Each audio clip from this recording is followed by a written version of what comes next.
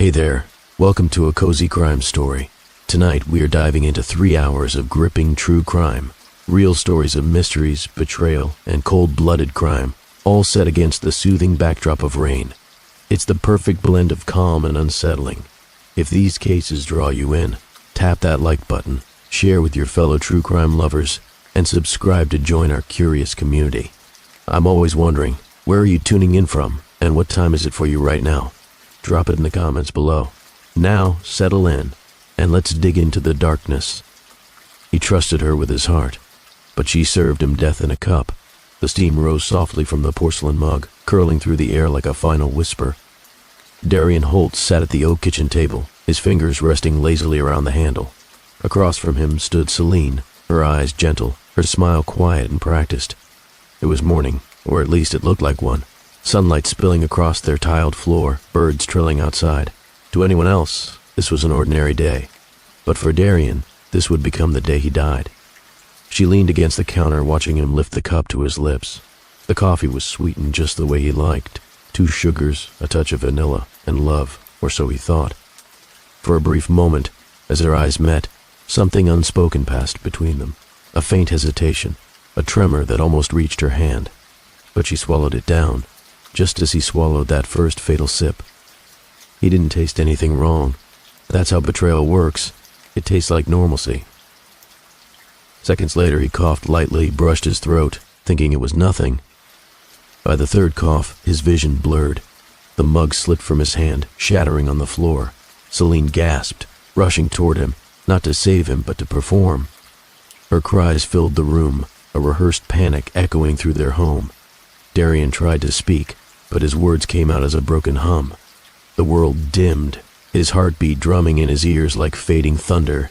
As he fell, the last thing he saw was her face, not full of fear but relief. When the paramedics arrived, she played the role flawlessly, trembling hands, mascara-streaked cheeks, sobs that sounded almost convincing. But the poison had already spread. By the time he reached the hospital, Darian's pulse was barely there, his body shutting down in waves. They said it was a miracle he made it through the night, but miracles sometimes come with years of silence. The doctors put him on life support. Tubes, machines, a constant hum of sterile persistence. He was alive, yes, but trapped inside a body that refused to move. And Celine? She walked out of that hospital, a widow in everyone's eyes, but in truth, she was free. Before we move to the next part, let me ask you this. If you gave your heart to someone, and they shattered it in silence, would you seek revenge or forgiveness? If you're new here, welcome to a cozy crime story, where real human hearts meet the hardest choices. If stories like this make you think twice about trust, take a second, subscribe, and stay with us till the end. Because this isn't just a story about betrayal. It's a story about what happens after survival. The hospital room was a world without time. The hum of machines replaced conversation, and the faint beeping of the monitor became the rhythm of Darian's existence. Tubes ran from his body like vines feeding a withering flower. Outside, seasons changed. Summer light turned into autumn rain, autumn into snow. But inside that room, nothing moved except for the rise and fall of his chest. Nurses came and went. They spoke in soft tones, adjusted his sheets, and called him sweetheart even though he never responded. To them, he was just another patient lost somewhere between living and leaving. To Celine, he was an inconvenience that refused to die. She visited at first, every day, always bringing flowers, always sitting by his bed, holding his hand for show.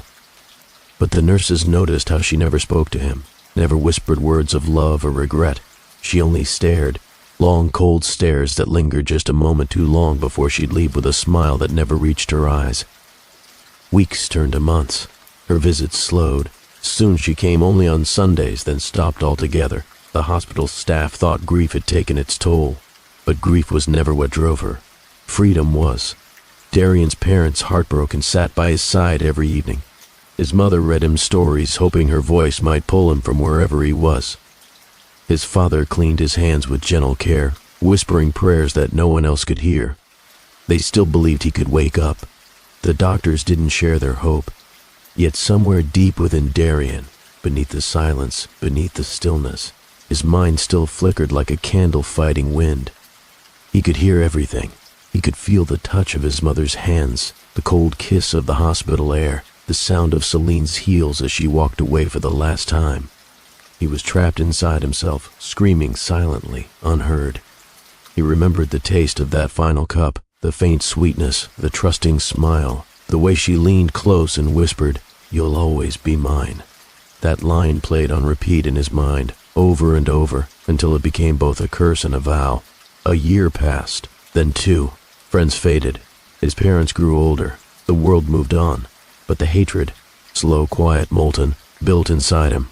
Somewhere in that frozen body, a spark waited, a promise of awakening. And then, one winter morning, 10 years later, a nurse on the night shift leaned over to check his pulse and saw his fingers move.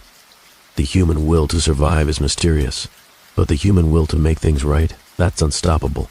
Before we move to the next part, tell me, do you believe people truly change after betrayal, or does pain turn them into something else entirely? Comment below your thoughts. Your words might help someone still fighting their own quiet battle. And if you haven't yet, subscribe to A Cozy Crime Story, because what comes next will change everything you thought you knew about love, trust, and vengeance. Long before the hospital room and the silence, there was laughter. Darian and Celine had once been the couple people envied, the kind who seemed made for each other. Their story began in a city where the lights never really dimmed, where strangers met over coffee, and where love often bloomed between ambition and fatigue. Darian was an architect, thoughtful, calm, the kind of man who listened more than he spoke. He had lost his first love years before in an accident, and since then, he'd kept his heart guarded behind blueprints and deadlines. Then came Celine, confident, magnetic, with eyes that pulled attention before she ever spoke.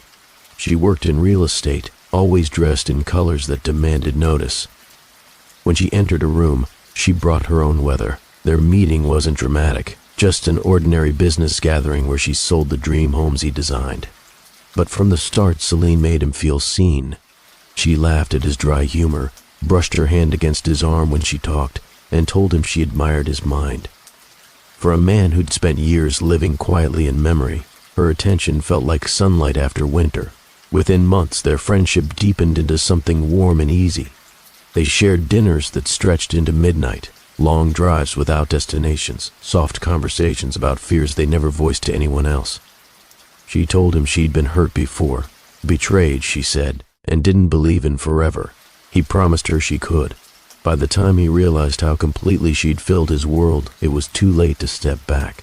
He was in love. Their wedding was small, elegant, and sincere. Close friends, candlelight, her hand trembling in his. She cried when he said his vows, and when he kissed her forehead, she whispered, "You're the safest place I've ever known." He believed her, completely. The early years were good. Quiet breakfasts, shared plans, a home that always smelled like coffee and jasmine.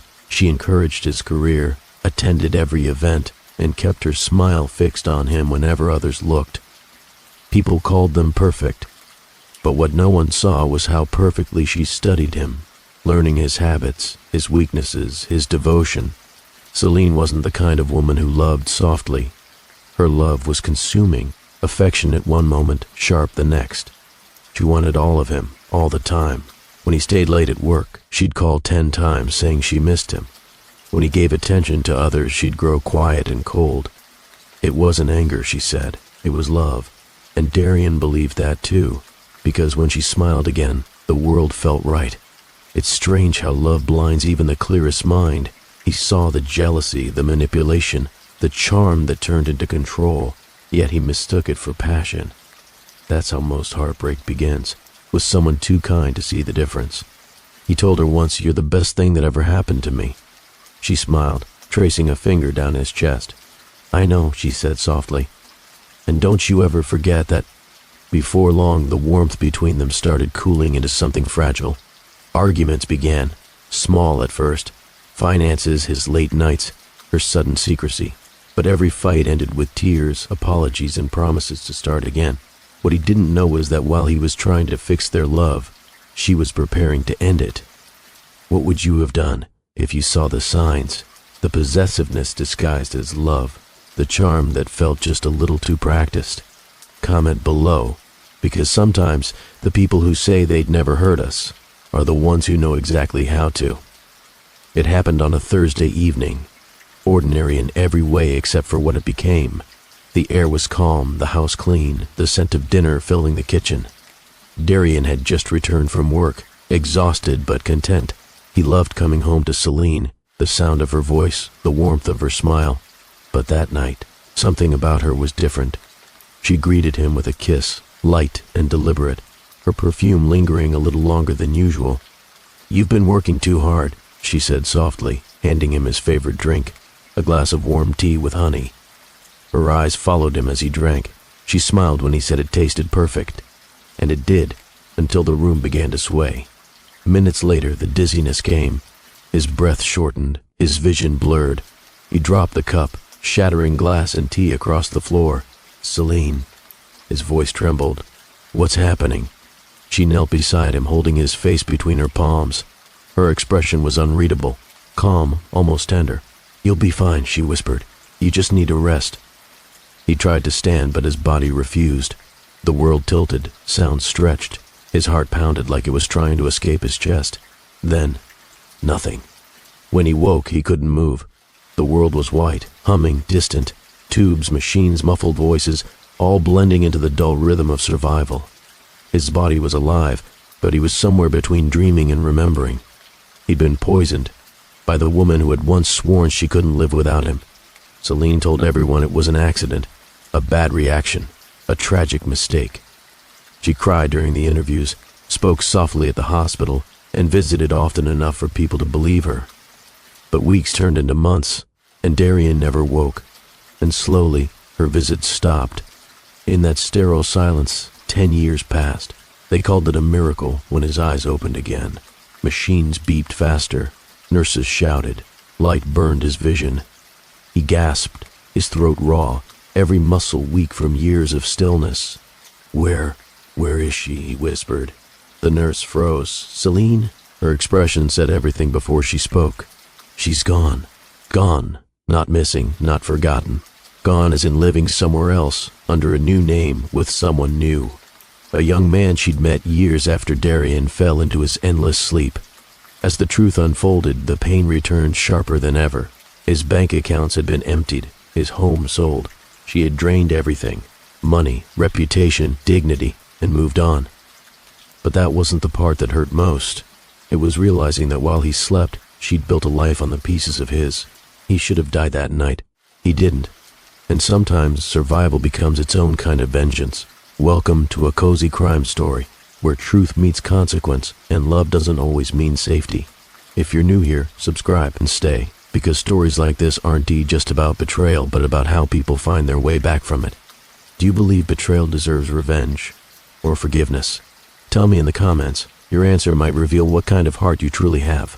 The first thing Darian heard after a decade of silence was the sound of rain tapping against the hospital window. The second was his own heartbeat, fragile but stubborn, echoing through the quiet room like it had been waiting all this time just to remind him he was still here. His body ached as if it had been rebuilt from dust. Every breath was an effort, every movement foreign. But in that confusion, one name cut through the haze: Celine. He tried to ask for her, but his voice cracked, dry from years of stillness. A nurse leaned over him, eyes wide with astonishment. "You're awake," she whispered, tears forming. "We didn't think—" She stopped herself, pressing a hand to her mouth. "Celine," he croaked again. "Where is she?" They exchanged glances, the kind that told him more than words ever could. It wasn't until hours later, when the doctor arrived, that he learned the truth. She hadn't been there for years. She'd stopped visiting after the second year, moved to another city, started a new life. The doctor said it gently, as if kindness could soften betrayal. But kindness doesn't cure disbelief. He stared at the ceiling, trying to piece together memories that didn't want to return. The tea, her smile, the way her fingers lingered on the rim of the cup. It all came back in fragments, the warmth, the dizziness, the betrayal hiding in plain sight. When they told him it had been poison that caused his collapse, something in him went still. Not rage, not grief, just silence, the kind that precedes storms. Over the following days, he learned everything. How she sold the house, how the bank drained his accounts, how she'd moved across state lines with a new identity, leaving behind nothing but a fabricated story of tragedy. She'd even held a memorial for him. He had been declared dead, and she had lived freely on the ashes of his name. But now he was awake, and though his body was weak, his mind began to sharpen with every passing day. Revenge wasn't the word he used, not yet. It was something deeper, quieter, a need for truth, for balance, for the chance to look her in the eyes again and ask, why? The nurses called him a miracle, but he didn't feel like one. He felt like a ghost returned to haunt the living. That was the moment Darian's second life began, not one of forgiveness but of reckoning. He had lost 10 years, everything he'd built, and the woman he loved had become a stranger who once tried to end him. But sometimes survival itself is the loudest form of revenge. Welcome again to a cozy crime story. If you've made it this far, thank you for watching. And if you believe that truth always finds its way back, hit the like button and subscribe. Because this is just the beginning. And what comes next will make you question just how well you really know the ones you love. Darian Holt moved through the world with the careful rhythm of someone who built things that lasted. As an architect, he thought in plans and patience, in lines that connected and foundations that held.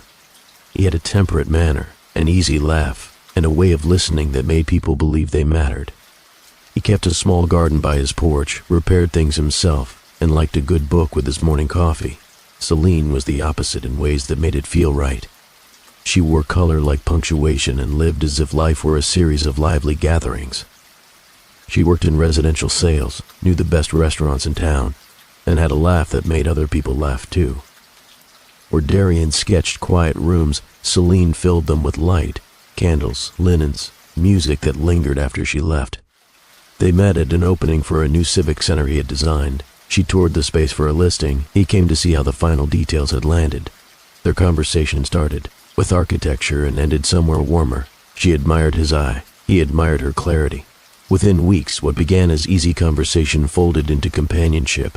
Friends called them natural together, as if one's steady calm and the other's bright pulse were meant to keep each other balanced. There was no grand drama to their early days, only small, steady kindnesses. The way Celine saved the last slice of pie for him, the way Darian noticed the loose button on her coat and replaced it without fuss. They moved into a modest house on a street of similar houses and set about making a life that felt honest and, for a while, right. Their life fit the neighborhood. Morning jogs, neighbor barbecues, the polite exchange by mailboxes. Inside their home, routines became little rituals. Darian liked the kettle to sing before breakfast. Celine liked the table set with 2 plates even if they were late. He read by the window while she tried a new recipe. She hummed while he trimmed the hedges. These were quiet scenes that, stitched together, made up the days they shared. Weekends meant slow starts and straight plans. They wandered local markets, stopping to taste a cheese here, test a coffee there, collecting small pleasures. Sometimes they would sit on the back steps with mugs, talking about the long arc of their lives, the places they missed, the people they hoped to see again. At night they fell asleep with the bedroom lamp left on low, the kind of light that held only privacy and contentment. Tenderness was never loud in their house. It lived in small acts, Celine folding his work shirts with care, Darian slipping little notes into her purse, a line that made her smile later. Friends admired how well they fit together, his steadiness softened by her spark, her appetite for life steadied by his calm. It was the kind of love that looked, from a distance, like the slow, dependable truth of a life well chosen. When they argued, it was over small things, a missed appointment, a thoughtless word. They apologized quickly, as if eager to get back to the mild comforts that defined them. For a long while, that was enough. There's a rare kind of intimacy that isn't loud or dramatic. For Darian and Celine, it was the way rooms held them both without needing to be filled. After work, Celine would rest her head briefly on his shoulder while he read the evening paper. Darian would reach for her hand across the sink as she washed dishes, and they would stand there with the water running, sharing the same small silence. They trusted each other's slow changes. When Darian took on longer projects, Celine held their home steady, sending a text that said, simply, "Don't forget to eat." When Celine felt restless, after a long sales season, Darian suggested a weekend drive and packed a thermos without fuss. The everyday tenderness of these exchanges made ordinary life feel like care.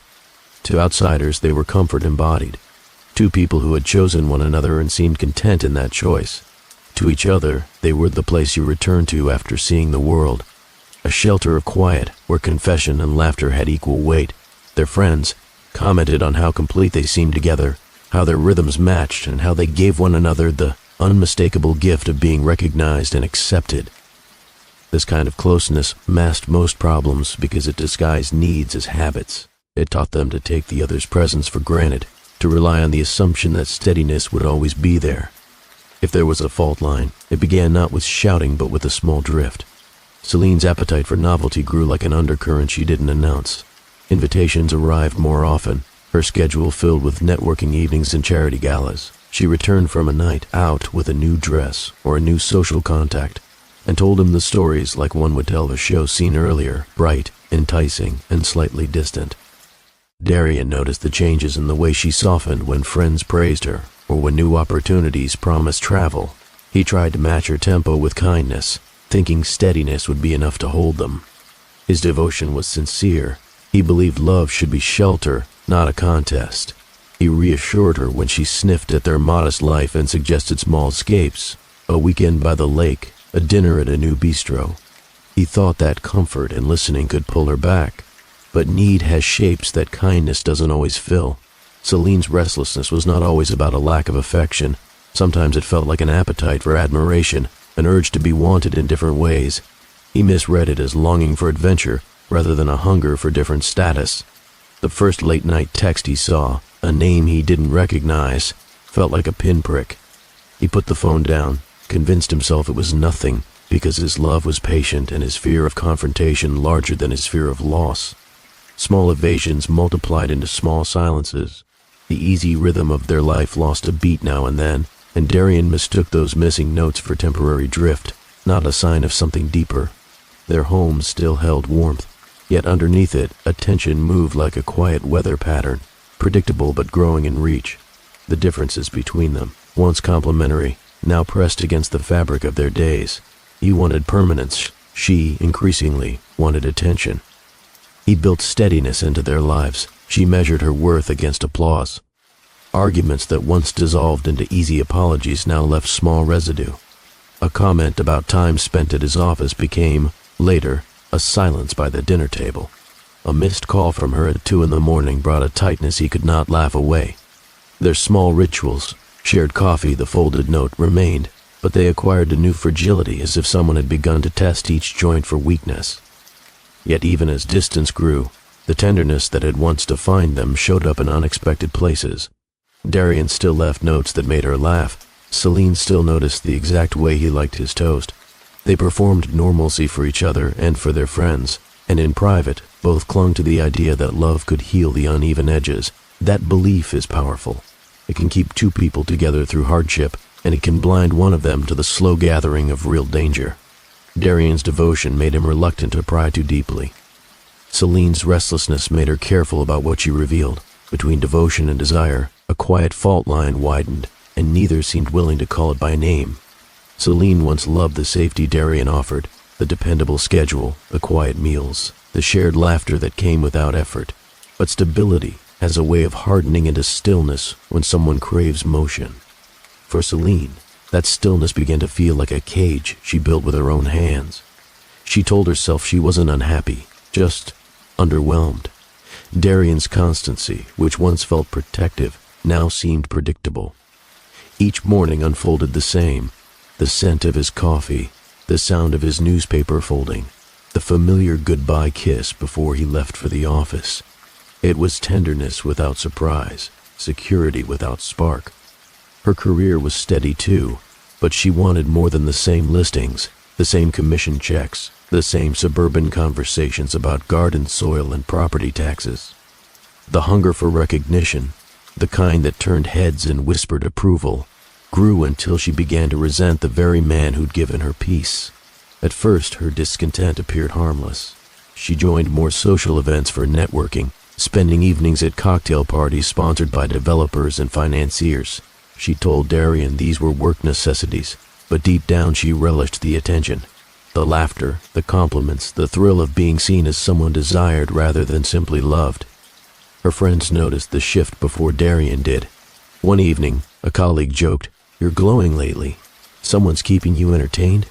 Celine brushed it off with a laugh, but the comment lingered. For the first time, she realized she enjoyed the idea of mystery surrounding her. Darian remained oblivious. To him, Celine's restlessness was a passing phase, the natural ebb and flow of married life.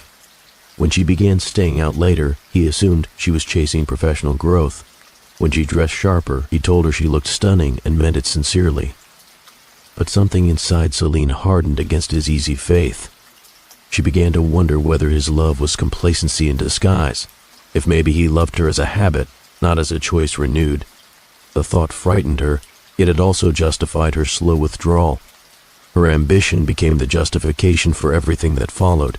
She told herself she was evolving while he remained still. The truth was quieter. She was drifting, not climbing. And in that drift, the first seeds of betrayal began to take root. Rafe Drummond arrived in her life like a test she didn't know she was failing. He was a developer with the kind of confidence that filled any room he entered. He spoke with ease, his tone smooth enough to make every statement sound like a promise. Where Darian offered steadiness, Rafe radiated risk, and risk felt thrilling. They met at a fundraiser hosted by a real estate association. Celine had gone alone, expecting nothing more than another polite evening. When she reached for a glass of champagne, Rafe's hand brushed hers. He apologized with a smile that lingered half a beat too long, then introduced himself. The conversation stretched, from polite banter into something charged. He listened to her stories as if each word mattered. He told her she deserved to be seen, to be admired, to be more than someone's supporting character. His words were perfectly timed, compliments framed as truths. When she laughed, he leaned closer, lowering his voice just enough to make her feel chosen in a crowded room. Over the next few weeks, he appeared everywhere she went. The same events, the same circles, sometimes a chance encounter at her office. He began to send her messages. Short, flattering, harmless on the surface. "You light up every room. Must be exhausting being the only one worth noticing." Celine told herself it was innocent. But she began to check her phone more often, smiling at his texts, even while Darian sat across the table. Rafe was deliberate. He studied her ambitions, her frustrations, and her moral boundaries, then pressed gently against each one. When she spoke about her husband, Rafe responded with vague admiration. Never criticism, just subtle contrasts. "He sounds steady." But steady isn't the same as alive, is it? By the time she recognized the danger, it was already alluring. Rafe represented everything Darian wasn't. Unpredictable, daring, unrestrained. He was the spark she'd been craving, the mirror that reflected her vanity back as validation.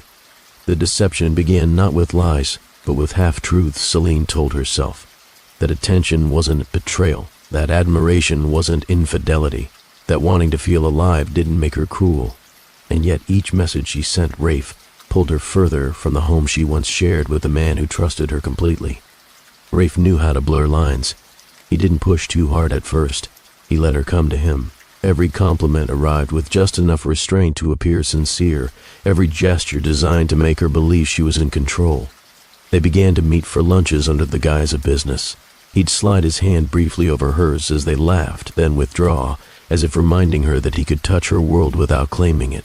That restraint made her crave what she pretended to resist. When guilt surfaced, Rafe soothed it with calculated kindness. "You've given so much of yourself," he'd say softly. "Don't you think you deserve to be seen for once?" The phrasing made indulgence sound like healing. She started concealing small details, erasing messages, inventing errands, dressing with more care. The thrill came not just from his attention, but from the secrecy itself. It was power disguised as romance, liberation masquerading as choice. Yet at night, when Darian reached for her hand, guilt would ripple through her like static. She would pull back gently, pretending sleep. The quiet between them deepened. Rafe offered dreams of luxury and freedom, whispers about starting fresh, of business partnerships that would elevate her. He painted images of power that Celine found irresistible. Greed mingled with desire until she no longer knew which emotion led. but every gain came at a cost. Her eyes dulled slightly when she looked at Darian. Her laughter no longer sounded effortless. She was divided, trying to keep both lives alive. In that tension, Rafe tightened his hold. He began speaking of trust and proof, setting the stage for manipulation more dangerous than she yet understood. Darian noticed the changes not as sudden shocks, but as quiet inconsistencies. A faint new fragrance on her clothes, one he didn't recognize. The way she smiled at her phone before turning it face down. Her absence explained by vague client meetings that stretched later each week. He tried not to be the jealous husband. He'd always believed trust was the foundation of love, and he clung to that belief even as doubt began whispering at the edges of his thoughts. One night she came home well past midnight, claiming a deal had finally closed. Her laughter was too bright, her excuses too rehearsed. He asked nothing, afraid that asking would confirm what he already feared. When he looked through the laundry the next morning, he noticed a faint smudge of lipstick on the inside of her coat collar. Not her shade. That detail nested in his mind for days. Friends began to comment on how distracted he seemed. He brushed it off, insisting everything was fine, but he started to keep mental notes. Time she left, time she returned, the pattern of her silences. One evening, while clearing the table, he found her phone left unlocked. A message flashed before the screen dimmed. Next time, no pretending. His hands trembled as he set the phone back down, his heart splitting between anger and denial. He didn't confront her. Not yet. Love made him cowardly in that moment, afraid that accusation would break the illusion entirely. Instead, he studied her, quietly cataloging her distance. In every shared glance, he saw the ghost of the woman she once was and the shadow of someone he could no longer reach. By now, Celine's deception had taken form, though she still told herself she wasn't the villain. Every betrayal starts small, a secret justified as harmless, a boundary crossed just this once. For Darian, love became a maze of confusion. He was a man who believed that devotion could heal anything, yet each attempt to close the gap only made her drift further away. His faith in her goodness blinded him to the warning signs that others might have seen clearly. And for Rafe, manipulation was sport. He read Celine's emotions like a map and steered her through them until she believed every reckless choice was her own idea. This is how betrayal grows, not as a storm, but as quiet erosion. Narrator, have you ever trusted someone so deeply that you ignored every red flag? Maybe you told yourself love required patience. Maybe you thought loyalty meant silence. But silence can be dangerous when it hides the truth. Viewers are invited to pause, to think of times they chose hope over evidence, devotion over self-protection, because the warning signs that Darian ignored are the same signs so many people convince themselves aren't real until they can no longer look away. If you've ever trusted someone so completely that you missed the warning signs, share your thoughts below. Your story might be the reminder someone else needs to hear.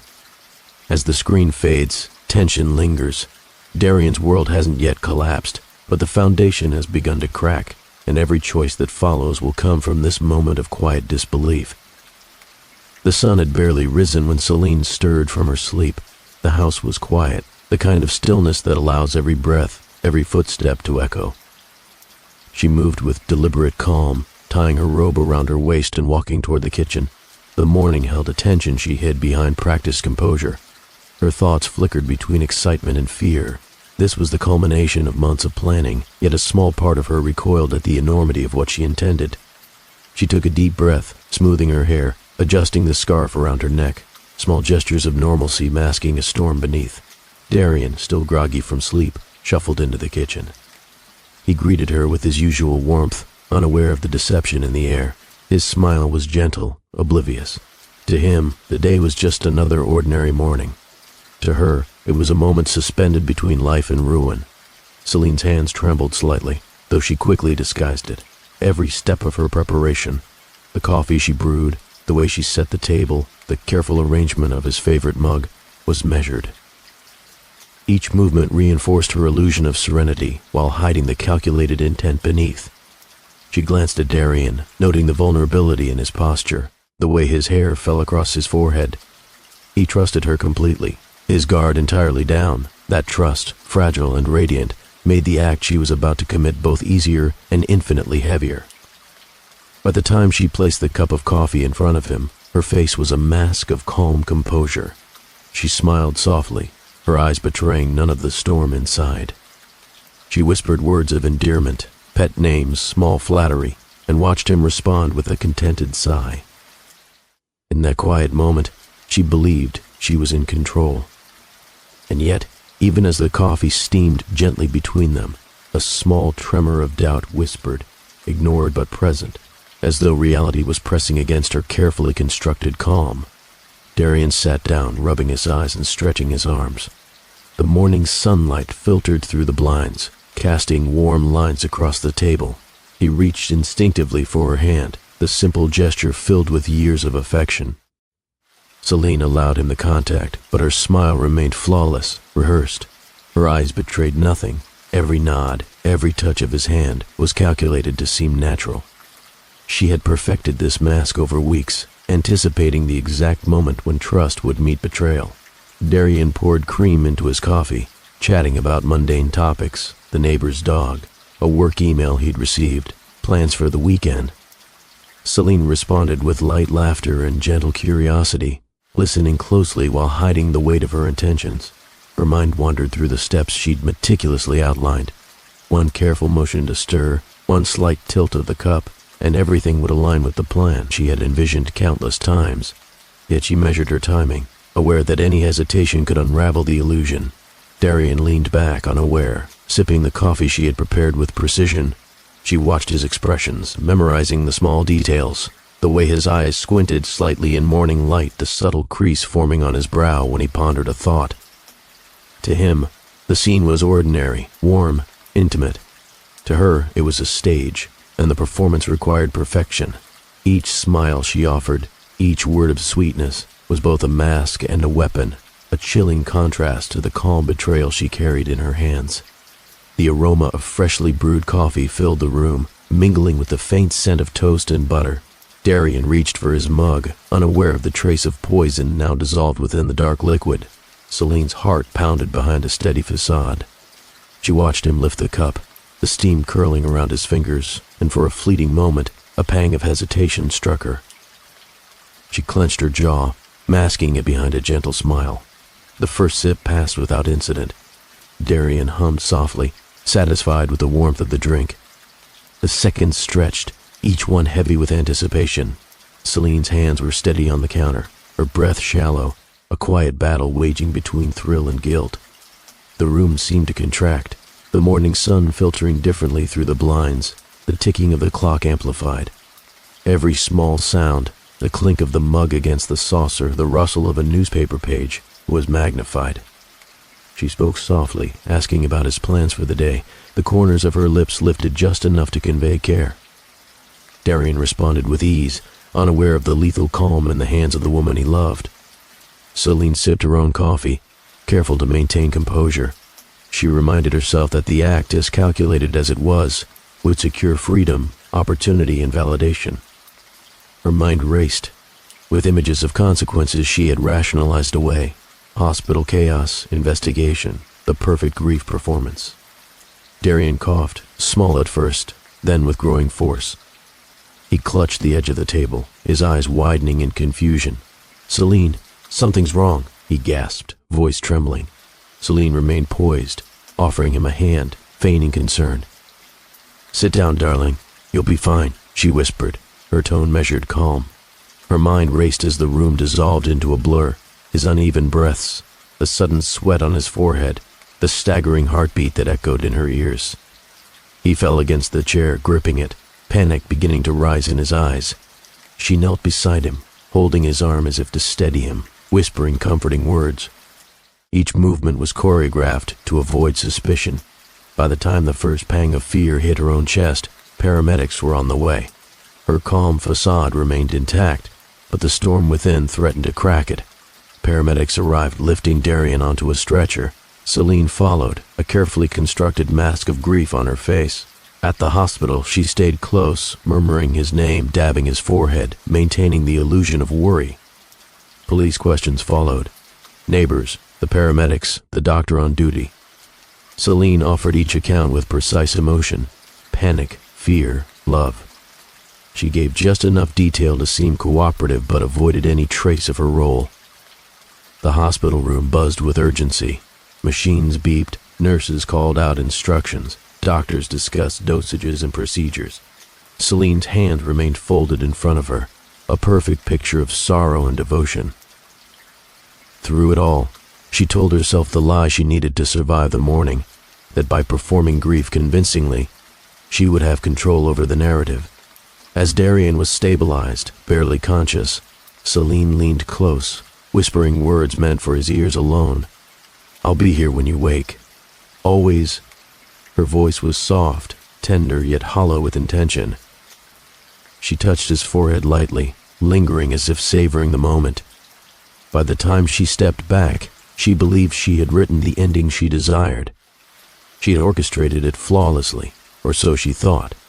Outside, the world continued: ambulances, flashing lights, the quiet murmurs of hospital staff. Inside, Celine's calculated calm concealed an internal triumph, and a faint, unacknowledged tremor of doubt. In that whispered moment, the chapter of her life she imagined had begun, while the true consequences of her actions lay waiting, unseen and inevitable. Clara Holt sat in the dimly lit hospital room, her hands folded tightly in her lap. The rhythmic beeping of the machines beside her brother was a metronome marking 10 years of suspended time. Each sound reminded her of the life that had slipped through their fingers, a life paused in a haze of unconsciousness. She remembered the morning Celine had brought him that coffee. The horror of that betrayal still clawed at her memory, a mixture of rage, grief, and disbelief. But now, with Darian trapped in a silent limbo, Clara's grief had taken on a different shape: patient endurance, quiet vigilance, and a watchfulness that was as exhausting as it was unwavering. Outside the hospital, the world carried on. Neighbors moved, seasons changed, and time marched relentlessly, indifferent to the stillness within these walls. Yet in that room, Clara became both witness and guardian, chronicling the subtle signs of her brother's life: a twitch of a finger, a shallow sigh, the faintest ripple across his eyelids. The years passed slowly, each day blending into the next. Clara maintained a delicate balance of hope and pragmatism, refusing to let despair dominate her. She spoke to him, read to him, recounted every small victory of the family, all in whispers and soft tones that might reach his unconscious mind. Occasionally, fragments of Darian's consciousness seemed to surface, a flicker of recognition, a subtle reaction to her voice. Clara held on to these glimpses like treasure, her belief that he would awaken intact despite everything growing with each passing year. She cultivated friendships and professional networks, each interaction calculated to preserve her image, to avoid scrutiny. The shadow of Darian's absence lingered faintly, though she pushed it aside, focusing on ambition and pleasure. Neighbors admired her grace and poise, unaware of the quiet chaos she had left behind. Lovers came and went. Her life glided forward as if unburdened by the consequences that had once loomed. She believed she had erased her culpability, burying the past in the comfort of denial and distraction. Yet, despite appearances, Celine occasionally felt a ripple of unease.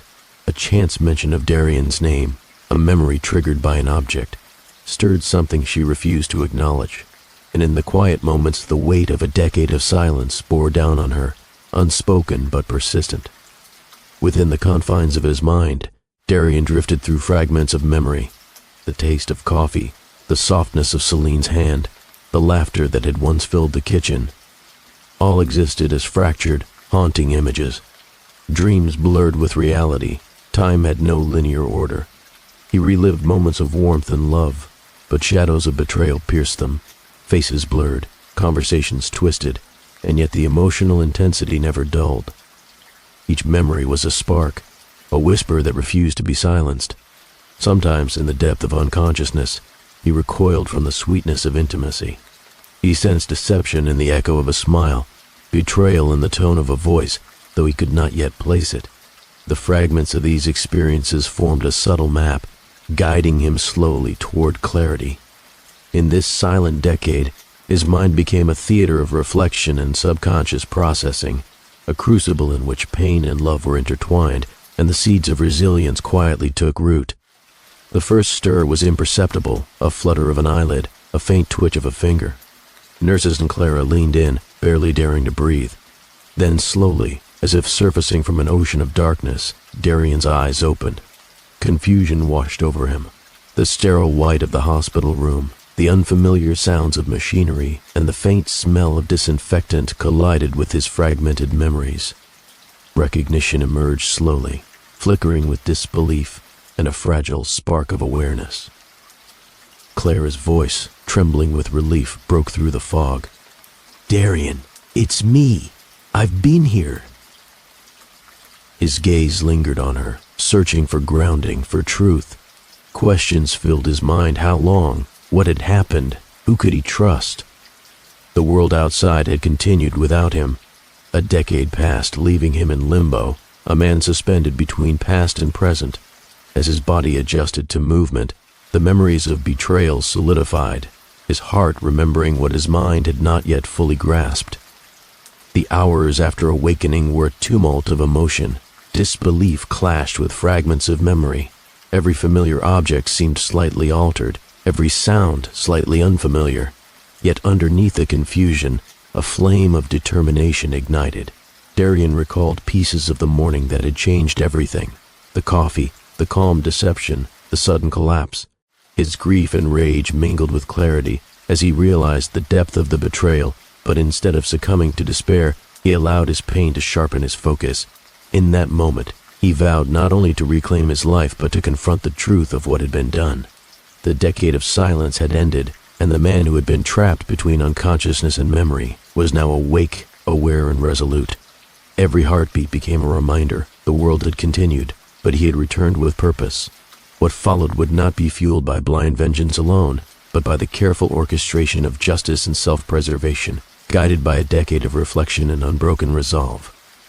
Darian sat in the therapy room, his body stiff from years of immobility. Each movement was deliberate, calculated, as if learning the mechanics of his own flesh for the first time. Muscles that had forgotten their purpose protested, but his determination overpowered the discomfort. Speech therapy was particularly grueling. Words had become foreign objects in his mouth, stuttering and halting as he struggled to reclaim the language of his life. Clara sat beside him in quiet support, whispering encouragement, reminding him that the mind could awaken, even when the body lagged behind. Despite the pain, there was a subtle rhythm to his sessions. The gradual rebuilding of his physicality mirrored the reconstruction of his identity. Every small victory, a completed sentence, a first step without assistance, was celebrated with a silent, inward triumph. Yet beneath the calm exterior, a storm brewed. He remembered fragments, the betrayal, the coffee, the collapse. Anger simmered beneath every measured movement, a latent force held in check by the discipline of recovery. He understood that to confront the past effectively, he needed patience, clarity, and strength. It was Clara who first revealed the full extent of Celine's treachery. Investigators, still quietly probing the events of that morning, had uncovered emails, transactions, and whispered confessions from those who had been close to her new life. Darian listened, absorbing the details like a cold wave crashing against him. 10 years had been stolen from him. The betrayal was not a moment of passion or weakness. It had been deliberate, precise, and calculated. He felt the urge to shout, to confront, to undo everything with raw emotion, but he held back. This knowledge, this awakening to truth, was the foundation for a more deliberate response. He could feel the anger and heartbreak coiling within him, ready to strike, but he would not let it rush uncontrolled. The realization deepened his resolve. Celine had assumed a life without consequence, believing time and distance had erased accountability. Darian understood now that clarity, not impulse, would be his instrument. The betrayal was a seed. He would cultivate it into a strategy, not a blind outburst. Each day that passed highlighted the years lost, not just physically, but emotionally, mentally, and socially.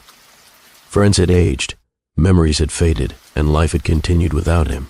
Yet in the quiet of his room, Darian's mind refused to remain buried. He replayed memories, examining them with precision, Celine's subtle manipulations, her fleeting hesitations, the coffee, her lies. He cataloged every detail, every crack in the facade, forming a mental blueprint of betrayal. His rage was controlled, cerebral, sharpened into focus rather than chaos. He found solace in small routines, reading, exercises, meditative reflection. The world outside remained unaware of the dormant force that had begun to awaken within him.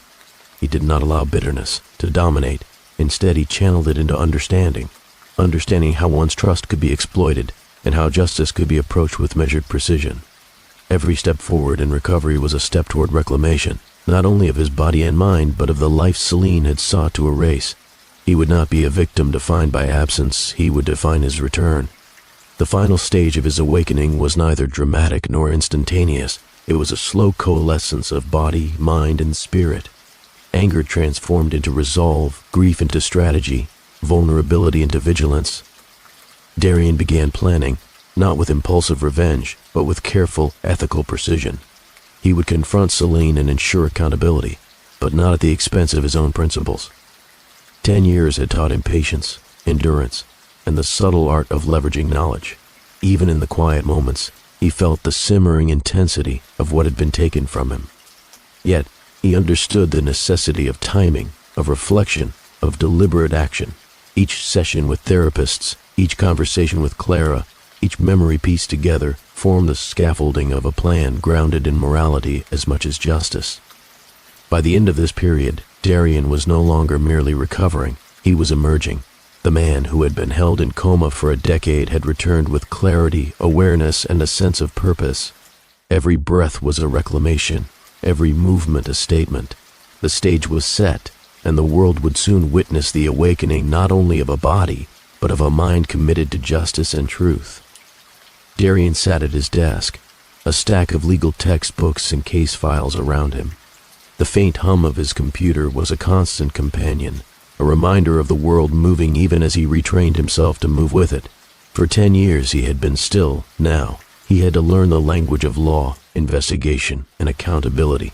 Clara often observed him in awe. "You're not just recovering," she said. "You're preparing to reclaim what was taken from you." Darian nodded, but his eyes remained fixed on the pages. Each statute, each precedent was a building block toward justice. He wasn't interested in revenge in the physical sense. He would wield knowledge as a weapon, intelligence as a shield. Late nights were spent analyzing consumer protection laws, fraud statutes, and privacy regulations. Every case study of manipulation, deceit, and exposure was scrutinized. He noted patterns, loopholes, and strategies, imagining how they might apply to Celine's web of deceit. His mind was sharp, calculating, not clouded by rage, but powered by clarity. It was here, in the quiet glow of his study lamp, that Darian's psychological edge began to take shape. Justice would not be loud. Justice would be precise, measured, and undeniable. The first breakthrough came not in a courtroom, but in the glow of a laptop screen. Darian scrolled through emails, online transactions, and digital ledgers with a meticulous patience that had been honed during years of helplessness. Each alias Celine had created, every offshore account she had manipulated, began to emerge from the shadows. Rafe Drummond's name appeared frequently, an accomplice, a ghost of influence. The messages were subtle, casual, but the intent was clear: financial exploitation, deception, and a life constructed on lies. Darian cataloged every detail, time-stamping emails, marking IP addresses, and cross-referencing receipts. He often paused to reflect on the human nature behind the data. Celine had thrived on control, weaving a narrative of love while siphoning trust and resources, but she hadn't anticipated Darian's resolve. He wasn't acting on emotion, he was gathering proof, building a map of truth that could not be disputed. Evenings blurred into nights as he tracked movements, traced online footprints, and discovered hidden communications. Every discovery added a piece to the puzzle, reinforcing a pattern of manipulation, betrayal, and selfish ambition. With every click, he felt his agency returning, years of silence now being transformed into action. By the time he leaned back, exhausted but invigorated, he realized something. The hunt for truth was no longer about punishment. It was about exposing reality, holding Celine accountable in a way that no lie, no charm could ever escape. Darian's resolve had hardened, but a crucial decision loomed. The rage that had simmered for 10 years threatened to take control, to push him toward actions he would later regret. Yet he knew that yielding to violence would make him mirror the very cruelty he had endured. He chose another path: justice, exposure, and the methodical dismantling of Celine's false life. Each piece of evidence he had gathered became a weapon in his arsenal, not a blade, but a revelation. He documented everything meticulously: financial transactions, secret accounts, email trails, even the small digital signatures that linked Celine to her patterns of manipulation. Private investigators he consulted helped trace Celine's movements, revealing the extent of her deception. She had moved across states, changed identities, and created new facades to escape accountability. Yet nothing could hide from Darian's careful strategy. Late at night, he sat reviewing every interaction with Celine, reconstructing their conversations, comparing her words with her actions. Each contradiction became a thread to pull, a foundation for the truth that would ultimately confront her. He would not become what she was, Darian reminded himself. His weapon was intellect, precision, and the unyielding truth. No act of violence could ever restore what was lost. Only exposure could reclaim the dignity stolen from him. He began preparing the public and legal case, layering it with documented evidence, emails, and witness accounts. His approach was surgical, patient, and deliberate. 10 years of silence had taught him the value of timing and strategy. Every night ended with the same quiet reflection. Revenge could take many forms, and the most effective one would ensure Celine's actions were seen, understood, and recorded for the world to witness. After months of preparation, Darian was ready to step into the light that would expose Celine's web of lies. The day of confrontation was not about anger. It was about truth, closure, and the careful orchestration of justice. Clara accompanied him, a steady presence that reminded him of family, support, and the life he had almost lost. Together they reviewed the evidence one last time, the financial records proving the embezzlement, the emails showing manipulative intent, and the private investigators' notes detailing Celine's calculated moves. When Darian finally entered Celine's world, he observed her reaction closely. She had grown confident over the decade, building a life that, to outsiders, seemed unblemished. But in his presence, cracks appeared, hesitation in her speech, subtle shifts in posture, and eyes that betrayed recognition of accountability. He spoke slowly, deliberately, recounting events with precision. Every lie she had told, every plan she had devised, every betrayal she had committed, he listed them without emotion, yet with undeniable force.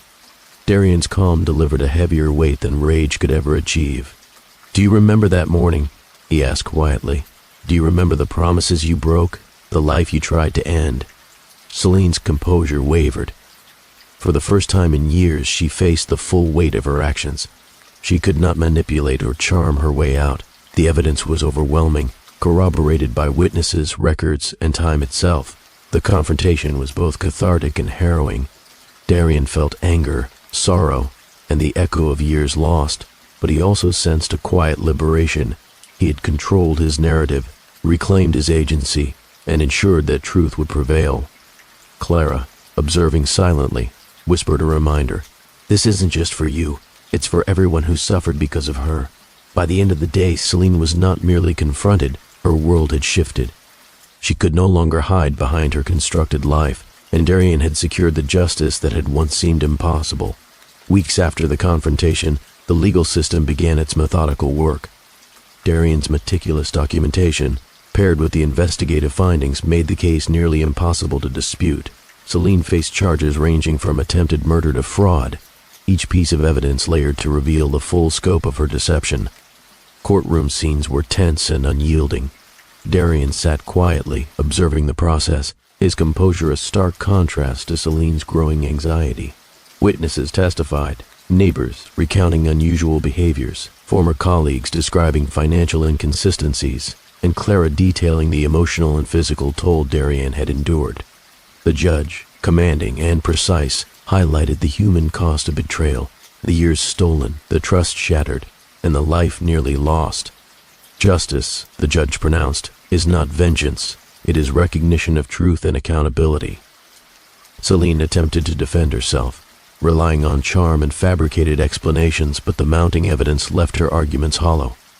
The jury, confronted with a clear narrative of intent and consequence, found her guilty on all major counts. For Darian, the verdict was both relief and recognition. He had endured a decade of silence, pain, and struggle, yet he emerged not as a victim, but as a survivor. Justice had been served, not through retaliation or cruelty, but through persistence, clarity, and unwavering commitment to truth.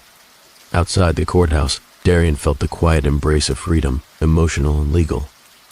He had regained control over the narrative of his life, demonstrating that careful, patient pursuit of justice could prevail over calculated deceit. As he left the steps, he addressed those waiting outside, his voice steady but warm. "This is not just my story. It's a reminder. Truth has power, and patience can bring it to light." The courtroom was packed, tension folding into the air like a heavy fog. Cameras flashed occasionally, but the focus was not on spectacle. It was on the quiet storm building between Darian and Celine. The woman who had tried to erase him now sat facing the man she believed would never rise again. Celine's initial composure cracked as Darian entered. Years of absence and pain had transformed him. He was no longer the trusting, vulnerable man she had poisoned. His presence was a living indictment, an undeniable reminder of her treachery.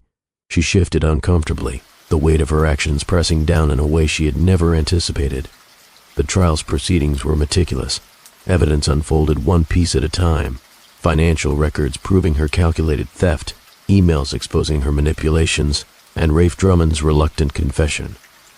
Once her partner in deception, Rafe's loyalty had faltered under the pressure of truth. He detailed how Celine had orchestrated the plan, exposing layers of premeditation she had tried to hide. His words pierced the air, forcing Celine to confront her own decisions in real time. Throughout the courtroom drama, Darian maintained a calm, measured demeanor. There was no raised voice, no visible anger, only steady, unwavering focus. His restraint contrasted sharply with Celine's mounting panic. He did not need theatrics. His presence alone carried the weight of 10 lost years and the moral high ground he had fought so hard to regain. Their eyes met across the room. For a moment, words were unnecessary. She saw the man she had tried to destroy, more composed, stronger, and resolute. The realization hit her. The life she thought she had stolen had returned, intact, refined by patience and determination. The verdict was read, and the room held its breath. Guilty on all major counts, Celine was sentenced to serve her time under the full measure of the law. There was no mercy, no leniency, only recognition of the truth. For Darian, the resolution was not about vengeance, it was about justice, about reclaiming the years that had been taken from him. Outside the courtroom, reporters clamored for statements, but Darian spoke only once. Some victories don't roar, they breathe. They are quiet, steadfast, and unwavering. Celine's collapse, both emotional and physical, underscored the story's final lesson. Betrayal, no matter how carefully executed, cannot withstand the patient, determined pursuit of truth. Darian had endured, and in his endurance he had discovered a power greater than anger, clarity, justice, and the dignity of a life reclaimed. After the courtroom drama, Darian stepped into a world that had continued moving without him, yet somehow felt alien. 10 years had passed, 10 years of missed birthdays, anniversaries, and quiet moments he would never reclaim. And yet, within the weight of loss, there was a spark of possibility. The same determination that had driven him through therapy, research, and the meticulous hunt for truth now guided him toward rebuilding a life of purpose. He began with the small things, reconnecting with family who had never given up hope, attending quiet dinners with friends who offered warmth without judgment, and rediscovering simple joys that had been buried under grief. Each step was deliberate, a careful balance between remembering the pain and refusing to let it dictate his entire existence. Romantic possibilities appeared cautiously on the horizon. Darian approached intimacy differently now, with patience and clear boundaries. He learned that love could exist again, but it required trust tempered with wisdom. Conversations with a close confidant revealed that vulnerability did not have to be weakness, and connection could flourish even after betrayal. Motivated by the injustice he had endured and the awareness of how easily trust could be exploited, Darian founded a program designed to educate others about manipulation, fraud, and personal safety. The foundation offered guidance on recognizing red flags, practical strategies for protecting financial and emotional well-being, and stories that illustrated the resilience of the human spirit. A symbolic ceremony at Clearwater Bay became an annual event, where lanterns floated across the water to honor the lives affected by deceit and to celebrate those who had reclaimed agency in their lives. Each lantern was a promise, a commitment to vigilance, to compassion, and to honoring those who loved openly. In reflective moments, Darian often mused on the lessons he had learned, the courage to forgive oneself, the strength required to confront truth, and the power inherent in patience and moral steadfastness. Life had been irreversibly altered, but it was not destroyed. Every choice he made from that point forward was an act of reclamation, an affirmation that even in the wake of betrayal, life could be meaningful, full, and beautiful.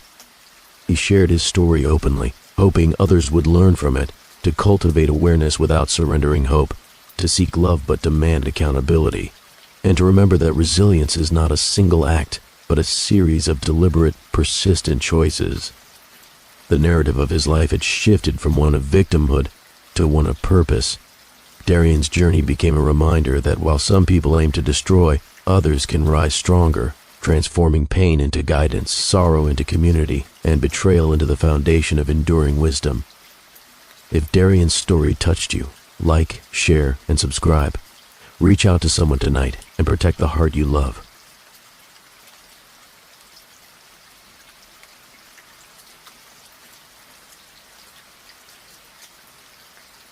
Story 2. The night had arrived like a quiet storm. The Texas suburb slept under the cover of a moonless sky, its streets empty except for the occasional rustle of dry leaves tumbling across driveways. Most homes wore their Halloween costumes proudly, orange lights twinkling along railings, grinning pumpkins perched on steps, skeletons hanging from trees. But none of them could compete with the Harrington residence. Lena Harrington's creation was extraordinary, so elaborate that it seemed almost alive, a magnetic display that drew the eye and refused to let go. Inside the house, Lena moved with a precision that made the air itself tense. Every prop had been placed with care, every shadow and reflection calculated to perfection. She adjusted the tilt of a skull, aligned a skeletal hand with a candle's glow, and stepped back, watching the room as though the furniture, the decorations, and the flickering flames were actors in a play she alone had written. The thrill of creation pulsed through her veins.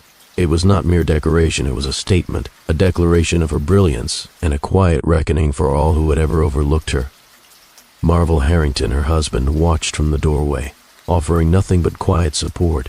He had learned long ago that Lena's creativity demanded focus, that her mind worked on a rhythm that often left him on the outside, waiting, admiring. "It's incredible," he said, his voice low and steady, carrying warmth and trust. "Everyone will see what you've done." She nodded, smiling, but the glint in her eyes was not entirely for him. It was for herself. A spark of ambition, bright and unyielding, flickered there. Lena had spent years perfecting her craft, honing every detail, balancing the careful attention of a mother with the obsession of an artist who refused to be ignored. And tonight, her ambition had grown to a fever pitch. She craved recognition, not for the sake of vanity, but for the validation she had never truly received. The children, oblivious to the tension threading the adults' glances, played in the hallways. Lila laughed, her small voice echoing like music, while Jonah raced toy cars along the polished wooden floor. Lena's heart softened at the sound, a fleeting warmth that reminded her of what was at stake. Yet even as the laughter filled the room, she felt a shadow stir within herself, a gnawing question that had been growing over the years. Would the world recognize her genius, or would her efforts vanish unnoticed? The night deepened. Outside, the wind whispered through the trees, carrying with it the faintest scent of autumn leaves and distant bonfires. Lena moved through her display like a conductor guiding an orchestra, making minute adjustments here, a subtle tweak there, ensuring the interplay of candlelight and shadow created the maximum effect. Her hands were steady, her mind focused, but underneath it, a tension simmered, one that even Marvel, for all his affection, could not fully perceive. This was more than a contest. This was the culmination of a decade's worth of creativity, ambition, and quiet sacrifice. Every late night spent sketching designs, every abandoned dinner. In pursuit of perfection, every whispered plan that only she could hear. Tonight, it all mattered. The display was a living testament to her skill, a challenge to the neighborhood, and a mirror reflecting her desire to be seen, to be celebrated. Yet the glow of candles and the cheerful clamor outside could not mask the subtle turbulence within the Harrington home. Lena felt a thrill, yes, but also a tension that made her pulse quicken. Was it pride, anxiety, desire? All three mingled into a potent, almost electric sensation that made the air around her seem charged. She brushed a lock of hair from her face and glanced at Marvel, noticing the softness of his eyes, the patient warmth of his smile, and she allowed herself a brief moment of tenderness. There was love here, intimacy cultivated over years of shared mornings and quiet nights, but it was now interwoven with obsession, ambition, and an unrelenting hunger to prove herself. What would you do if someone you trusted destroyed everything you loved? Lena murmured to herself, though the question felt like it was aimed outward, at the universe, at anyone who might witness her creation. It was a question that held a subtle menace, a challenge, a plea. She wanted to control perception, to orchestrate attention, to bend admiration to her will. And she would do so with precision. The sound of children's laughter drifted in again, juxtaposed against the near-sacred quiet of her preparations. Lena's gaze lingered on them a fraction longer than usual, noting the curve of Lila's small fingers as she traced a drawing, the way Jonah's hair fell over his eyes as he concentrated on his race car. There was a tenderness here, yes, but also calculation. She understood that the world would not simply applaud good intentions. It would reward brilliance, perfection, and audacity. As she moved to light the final candle, the room was bathed in a soft, flickering glow. Shadows stretched across walls and floors, transforming everyday objects into actors in her display. Each movement she made was deliberate, each breath measured. She felt the tension of the night coiling around her like a living thing, tightening, whispering, compelling. Tonight, everyone will see, she whispered again, this time to Marvel, who approached her with cautious concern. His hand brushed hers lightly, a touch that once brought comfort and now collided with the edge of her obsession. "Lena," he said softly, "you've always amazed me. Not for the contest, not for recognition, just for who you are." For a heartbeat, the intimacy flared. Genuine warmth, love, trust. But Lena's gaze lingered on the display, her ambition flaring brighter than tenderness. It was a thrill that she could not deny, a compulsion that drove her forward. The children's laughter, Marvel's quiet support, all of it was now filtered through the lens of her desire to be acknowledged, to leave a mark that would not fade. Outside, the first trick-or-treaters called out greetings, their small voices a faint echo of joy against the charged atmosphere inside. Lena glanced through the front window, seeing the first. Tentative glances toward her display. She imagined the awe, the admiration, the envy. It was intoxicating, and it was a prelude to the consequences that no one yet suspected. A question lingered in the air, almost unspoken. How far would someone go for recognition? How thin is the line between ambition and obsession?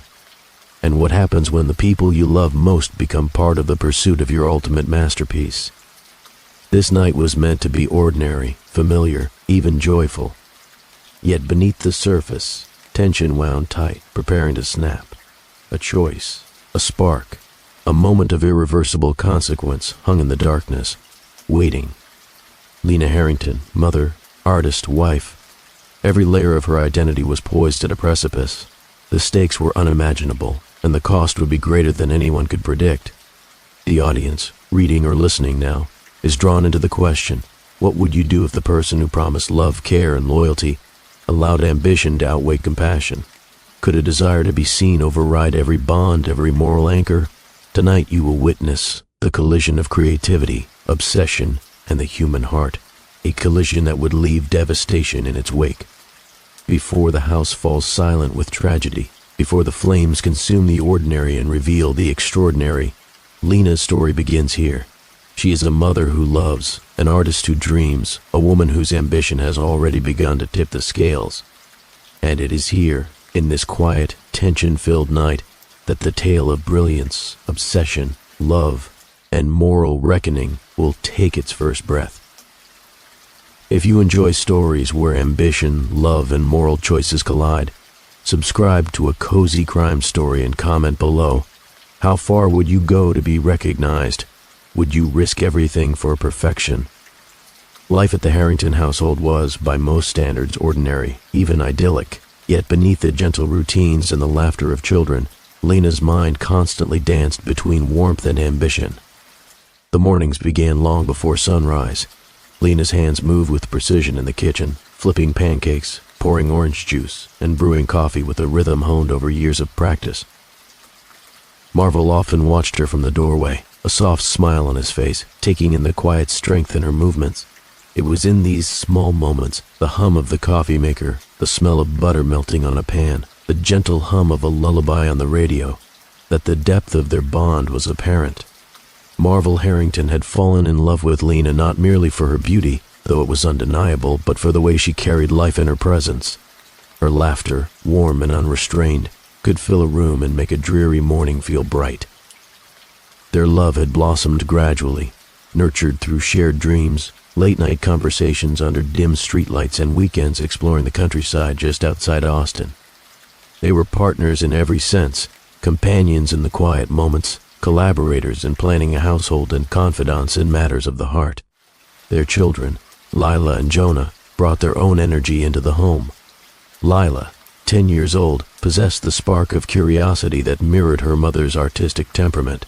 She spent countless hours sketching fantastical creatures, her tiny hands flying across notebooks, and often asked questions that left Lena simultaneously impressed and exasperated. Jonah, 8, inherited Marvel's easygoing nature and endless patience. He built Lego cities that sprawled across the living room floor and played imaginative games that transformed ordinary furniture into castles, spaceships, and fortresses. Dinner times were a kaleidoscope of conversation and laughter. The family gathered around the polished oak table, passing bowls of vegetables, homemade bread, and seasonal dishes Lena had perfected over the years. Stories of school days, small adventures, and playful debates about the day's events threaded through these meals, weaving a sense of togetherness that seemed unshakable. Marvel often caught himself stealing glances at Lena during these moments, watching her interaction with their children. The sparkle in her eyes as she encouraged Lila's imagination or cheered Jonah on during a story, and felt a profound appreciation for the life they had built together. Yet, even in this picture of domestic harmony, Lena's ambition hummed beneath the surface. The creative fire that drove her to craft elaborate displays for holidays and competitions had always been part of her personality, but now it tugged at her more insistently. Each time she observed a neighbor's reaction to her projects, each time she won a local contest, a flicker of something deeper, an insatiable desire to be recognized, flared within her. It was not mere vanity. It was the pulse of a woman who felt her efforts deserved acknowledgement, admiration, and reverence. Marvel noticed these moments, but did not fully understand their magnitude. He saw the way Lena's eyes lingered on her sketches long after the children had left for bed, the way she spent hours refining every detail of a display, and the subtle shift in her tone when discussing upcoming competitions. He encouraged her without question, proud of her ingenuity, unaware that the boundary between creativity and obsession was quietly shifting. Romance remained a constant undercurrent, even as ambition pressed its weight on Lena's mind. Marvel and Lena shared moments of tenderness that were both comforting and grounding. A brush of fingers across the kitchen counter, a gentle kiss on the cheek during breakfast, whispered words in the hallway, all small, deliberate gestures of connection. Yet the deeper Lena's ambition grew, the more these moments became tinged with subtle calculation. She measured every interaction, every demonstration of affection, against her unspoken goal, perfection, recognition, and the creation of something unforgettable. The children, meanwhile, thrived in this environment of love and structured freedom. Lila adored curling up on Lena's lap for story time, listening to tales that were embroidered with magic and whimsy, feeling the warmth of her mother's embrace as the world outside slipped away. Jonah preferred adventures with marvel, whether it was building elaborate fortresses out of furniture or racing toy cars through carefully mapped circuits on the kitchen floor. Each child was nurtured in the atmosphere of safety, love, and encouragement, yet the subtle shifts in Lena's focus occasionally caught their attention. Lila would notice her mother's gaze lingering on sketches or displays instead of her artwork, and Jonah sometimes called for Lena's attention only to meet her polite distraction. These minor moments planted seeds of unease, though neither child could articulate their significance. Evenings at the Harrington household were a dance of intimacy, creativity, and subtle tension. Lena often lingered at her desk by the window, sketching and planning, while Marvel read beside her, offering quiet conversation or the occasional shared laugh. The bedroom, once a sanctuary, had become another arena where Lena's ambition subtly influenced the rhythm of their life. Conversations turned occasionally to contests, displays, and accolades, blending affection with aspiration. Touches lingered longer, kisses were infused with shared understanding, and yet the pulse of obsession beat quietly beneath every act of tenderness. Neighbors saw only the surface, a family that radiated warmth, a mother deeply engaged with her children, a father quietly supportive, and children who laughed, played, and thrived. To the casual observer, life at the Harrington home was enviable, near perfect, yet beneath the surface Lena's drive was growing, insistent and consuming, pressing against the boundaries of morality, empathy, and love. The domestic harmony that appeared so seamless was already beginning to bend under the weight of ambition. In quieter moments, Lena would whisper to herself, as if speaking to the universe, "This year, everyone will see." It was a mantra, a quiet promise, a seed of what was to come. Her love for her family was real, intimate, and tangible, but it now existed alongside a hunger that threatened to overshadow everything. Each smile, each affectionate gesture, and every shared memory was now filtered through the lens of perfection and recognition. The narrative posed an uncomfortable question to those witnessing the story unfold. How far would someone go when the desire for acknowledgement outweighs love? Could ambition coexist with care, or would it inevitably overshadow the very bonds it once strengthened? The Harrington family, vibrant and loving on the surface, had already begun to navigate this dangerous tension, unaware of the forces gathering in the quiet corners of their home. Lena's ambitions were not violent, not overtly harmful yet, but the trajectory of her desires suggested a reckoning was approaching. Every meticulous adjustment of a display, every late-night sketching session, every whispered planning session at her desk was a step further into territory where love and obsession would collide. Marvel remained steadfast, offering love, patience, and quiet admiration, trusting in the woman he had married and the mother of his children. Yet trust alone was fragile when ambition quietly overshadowed the bonds of family. The stage was set.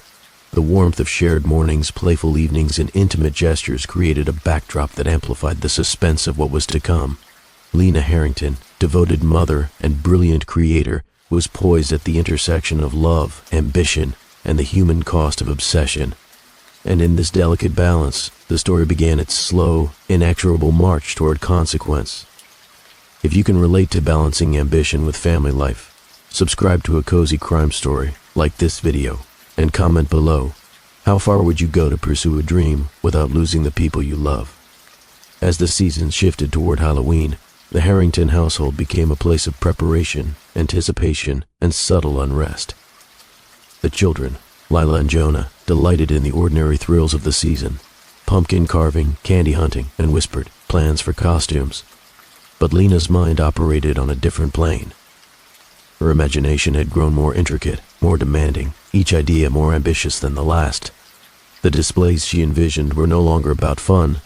They were statements, reflections of a mind unwilling to settle for ordinary recognition.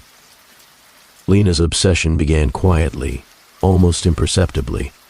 It manifested in late nights spent sketching props, measuring angles, and visualizing scenes that would captivate any onlooker. She would often sit in the dim light of her crafting room, fingers hovering over pencils or tools, eyes darting between her sketches and physical prototypes. Each adjustment, each shift of a skeleton's hand or tilt of a head, became a deliberate act, a move toward perfection that grew harder and harder to satisfy. Marvel, always attentive and loving, noticed these shifts but attributed them to her natural creativity. He would sometimes pause in the doorway of her workspace, marveling at the intricate details she produced, and say, "You've outdone yourself again, Lena." She would smile, brushing his praise aside with a kiss or a tender touch, but the sparkle in her eyes was different now, less playful, more determined, more relentless. Every interaction with her children became a balancing act between devotion and distraction. Lila would tug at Lena's hand, eager to share a new drawing or idea, only to find her mother's gaze lingering over blueprints or props. Jonah's excited chatter about his Lego creations often met with polite smiles or gentle nods, while Lena adjusted miniature skeletons or plotted layouts for an award-winning display. The children felt the slight shift, though they couldn't name it, and the rhythm of their family life subtly changed. Even the romantic intimacy between Lena and Marvel began to reflect her internal shift. Their touches, kisses, and quiet conversations became intertwined with discussions of displays, competitions, and visual perfection. A shared glance across the kitchen table held both affection and unspoken calculation. Marvel still loved her deeply and noticed nothing overtly alarming, only a passionate dedication to her craft that sometimes overshadowed casual family moments. As Lena's obsession intensified, her planning became methodical, precise, and time-consuming. She kept detailed lists of materials, sketched entire layouts, and experimented with lighting, positioning, and thematic effects. Nothing was left to chance. Every prop, every movement of a skeletal hand, every flicker of candlelight was considered with painstaking care. The house itself transformed into a labyrinth of potential displays, with the garage, living room, and even corners of the hallway repurposed into rehearsal spaces for her vision. Neighbors commented on the growing grandeur of her preparations. Walkers paused to admire the early signs of her efforts, noting the precision and creativity that went beyond ordinary decorations. While they saw talent and dedication, they could not have imagined the intensity simmering beneath the surface, a hunger for validation that now held a grip on Lena's every waking thought. Romance served both as a tether and a tension point. Marvel continued to offer quiet support, leaving small notes of encouragement, bringing her favorite coffee, or pausing at her workspace to brush her hair from her eyes. Lena responded with intimacy, lingering touches, and shared glances, but her mind was already scanning the next step, the next improvement, the next way to ensure her display would be remembered. Their love remained genuine, but it was now threaded with a subtle strain, as though the very passion that bonded them also nudged her further into obsession. The obsession bled into every facet of her life. Household tasks were reframed as opportunities for planning. Even dinner conversations were filtered through the lens of her creative ambitions. She analyzed the placement of chairs, the angle of plates, the way shadows fell across the table. Marvel attempted to join her in the creative process, offering ideas and feedback, but Lena's focus remained selective, embracing only what served her vision. As the final weeks before Halloween approached, Lena's planning reached near ritualistic precision. She created timelines, detailed step-by-step processes for assembling her display, and rehearsed sequences in her mind with obsessive repetition. Sketches of skeleton arrangements multiplied, each version more refined, each figure positioned to maximize effect. She experimented with artificial lighting, candle flickers, and the subtle interplay of angles to create the illusion of depth, motion, and life. Even small setbacks heightened her obsession. A broken prop or a misaligned skeleton triggered frustration she could not entirely conceal, yet she channeled that tension into her work, adjusting, perfecting, and redesigning with fervor. Marvel noticed her agitation on some days and responded with gentle reassurance. "It's going to be perfect, Lena. You always make it amazing." The words were sincere, and the touch of his hand on hers reminded her of their connection. Still, her eyes would drift back to the blueprint, calculating, measuring, envisioning. Foreshadowing of the tragedy began to take root. The meticulousness that once served creativity now hinted at control and a willingness to manipulate outcomes. Each adjustment, each perfectionist impulse, moved her closer to a boundary she had never before crossed. The audience is made aware, creativity and ambition, while admirable, can harbor the seeds of destructive behavior when unchecked. The children's awareness of Lena's shifting priorities grew slowly. Lila began to question why her mother's attention lingered longer on props than her artwork. Jonah's frustration occasionally surfaced, a brief glimpse of the emotional cost of Lena's consuming drive. Yet their love for their mother remained unshaken, a poignant reminder of the stakes Lena risked as her obsession grew. Through all this, romance offered a delicate counterbalance. In moments away from the chaos of preparation, Lena and Marvel shared quiet walks, gentle touches, and evenings of conversation that reaffirmed their bond. These moments, however brief, underscored the duality of Lena's character, a woman capable of love and tenderness yet simultaneously drawn by ambition toward a path that would soon imperil everything she cherished. The narrative poses a tension-filled question to the audience. At what point does ambition, even in pursuit of brilliance, become dangerous? When does the drive to achieve outweigh the love and care we owe to those closest to us? The Harrington family, enmeshed in affection and creativity, was unknowingly approaching a precipice where ambition could no longer coexist with protection and devotion. Every sketch, every prop, every long night spent perfecting arrangements was a step further into obsession. The quiet warmth of family life, intimate gestures with Marvel, and children's laughter were increasingly eclipsed by the calculated pulse of desire for recognition. Yet Lena remained outwardly affectionate, charming, and engaged, a duality that heightened the suspense and framed the coming tragedy. Foreshadowing intensified as Halloween approached.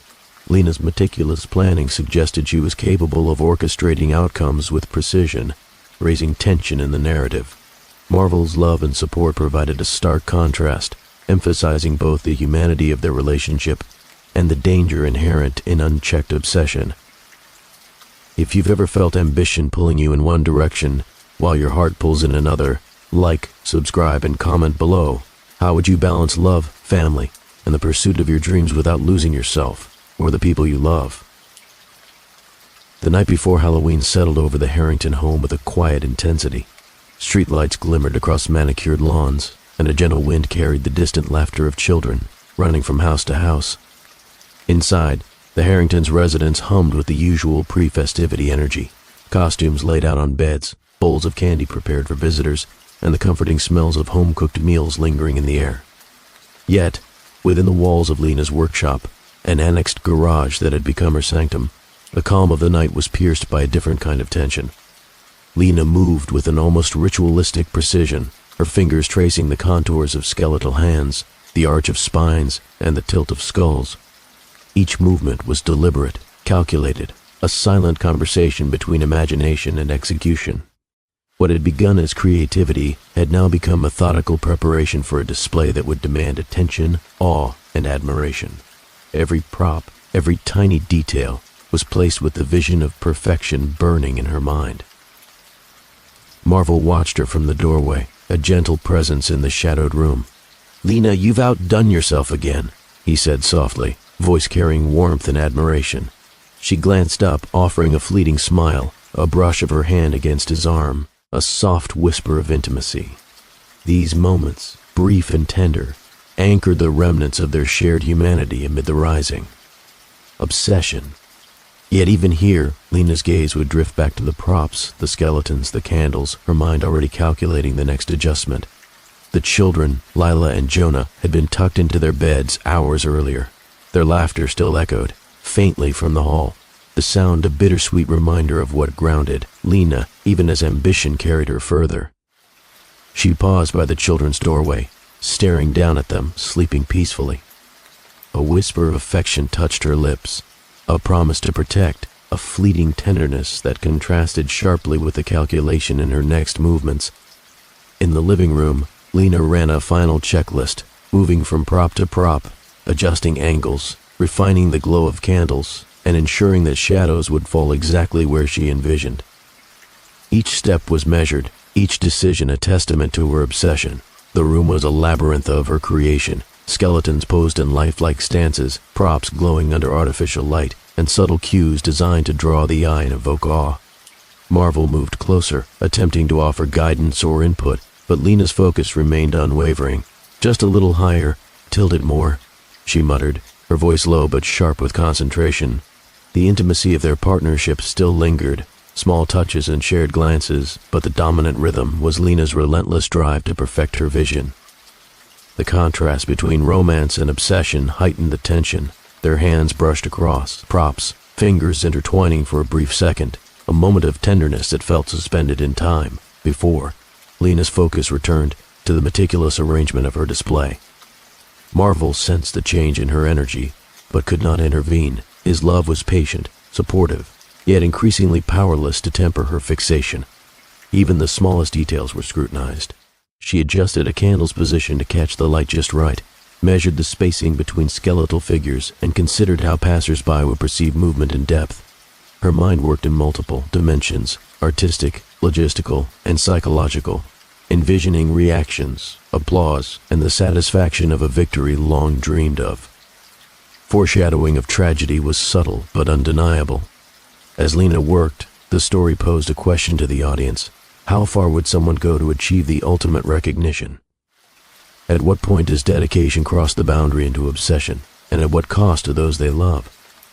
Marvel tried to anchor her to the present. You've spent so many hours on this, Lena. Tomorrow it will be perfect, he said, brushing a strand of hair from her face. Lena offered a soft laugh, a brief kiss, and a lingering gaze that carried both affection and determination.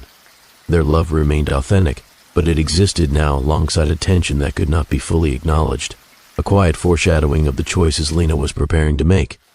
The night stretched on. Every prop was inspected, repositioned, and inspected again.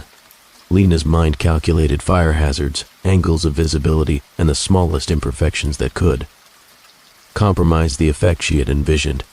The meticulous planning was both awe-inspiring and unnerving, a display of devotion to craft that had begun to eclipse devotion to family. The narrative prompts the audience. When does ambition eclipse love and care? How do we recognize the tipping point when creativity transforms into obsession? The Harrington family, bound by love and shared history, was unknowingly approaching a night that would test the limits of loyalty, morality, and human endurance. Outside, the wind rustled through trees, a gentle reminder that the world moved on beyond the Harrington home. Inside, Lena lingered by a small window, glancing at the quiet street. Her gaze was steady, calculating, reflecting both hope for admiration and the subtle danger that ambition had begun to sow. The calm of the neighborhood, the laughter of children, and the dim glow of porch lights all contrasted with the precise orchestration taking place within her walls. Marvel lingered nearby, placing a gentle hand on her shoulder, offering reassurance and love. We'll see the results tomorrow, he whispered. Lena's eyes softened for a moment, their shared intimacy a fragile bridge between human connection and obsession. Yet even as they held each other briefly, her mind drifted back to the displays, the skeletons, the precise alignment that would make her vision complete. As the hours slipped past midnight, the stage was set. Every detail, every prop, every careful adjustment was complete. Lena took a step back, surveying the room with a critical eye, her pulse quickening with anticipation. The narrative poses a final question for this part. How much does ambition justify the choices we make? And what price are we willing to pay for recognition, for validation, for the applause of strangers? If you've ever poured your heart into a dream, pushing boundaries and time itself, like, subscribe, and comment below. How do you know when passion becomes dangerous obsession? The night air settled heavily over the Harrington home, carrying the distant hum of Halloween festivities and the intermittent laughter of children venturing from door to door. Street lights glimmered over the trimmed lawns, and the faint smell of autumn leaves mixed with the scent of candles inside the Harrington residence. Yet within the walls of the house, a storm of precision and anticipation simmered beneath the calm exterior. Lena Harrington moved through the house with deliberate focus, checking each prop, each skeleton, each flickering candle. The culmination of months of planning had arrived. Her pulse quickened not with fear, but with the sharp thrill of perfection. Each shadow, every glint of reflected light had been calculated. Every movement of her hands, every tilt of a skeletal figure, was a step toward the ultimate display she had envisioned. Marvel remained close by, a quiet presence observing her meticulous process. He had sensed Lena's intensity increase over the past weeks. But tonight, it was different, charged, almost electric. He watched as she moved from room to room, her fingers brushing lightly against the props, lingering for just a moment before adjusting them once more. There was a tenderness in her gestures toward him, a soft glance, a fleeting touch, but beneath it lingered a tension he could not fully articulate. The children were asleep, their soft breathing filling their rooms like an innocent rhythm. Lena paused at their doors, her gaze lingering on their peaceful faces. In that moment, a flicker of affection softened her expression. She whispered, almost to herself, "I'll make it unforgettable. You'll be remembered." The words were tender yet chilling, carrying the duality of love and obsession that defined her path. The living room, the heart of her display, glimmered with candlelight. Skeletal figures were poised with unnerving precision, props arranged to capture every angle and draw the eye. Lena moved with exactitude, adjusting each detail as though the universe itself would judge the outcome. Marvel stepped forward, his voice low and tentative. "Lena, is everything okay? You've done so much already." She turned to him, eyes sharp and determined, yet softened for a fleeting second. "It has to be perfect," she murmured. The intimacy in her tone was real, a tether to the man she loved, yet the obsession that had driven her creation pulsed stronger than any sentiment. Marvel nodded, sensing there was nothing he could do but remain close, a steady presence amidst the storm of her ambition. Outside, the quiet neighborhood seemed unaware of the tension building within the Harrington home. Children's voices echoed faintly from distant streets, their joy unaware of the impending darkness. Lena paused by a window, glancing at the display one final time, imagining the reactions of neighbors, judges, and visitors. A thrill surged within her, the intoxicating lure of recognition and admiration she had long craved.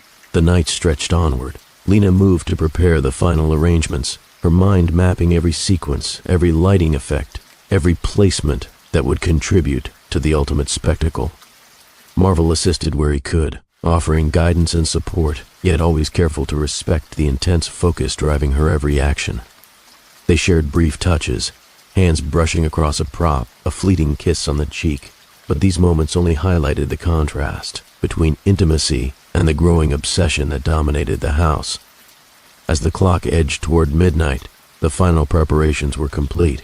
Lena took a step back, surveying the culmination of months of work. The display was more than impressive. It was breathtaking in its detail, eerily lifelike in its execution, and poised to command attention. She felt a surge of pride and anticipation, a sharp excitement that coursed through her veins. Marvel watched her, his eyes a mixture of awe and concern.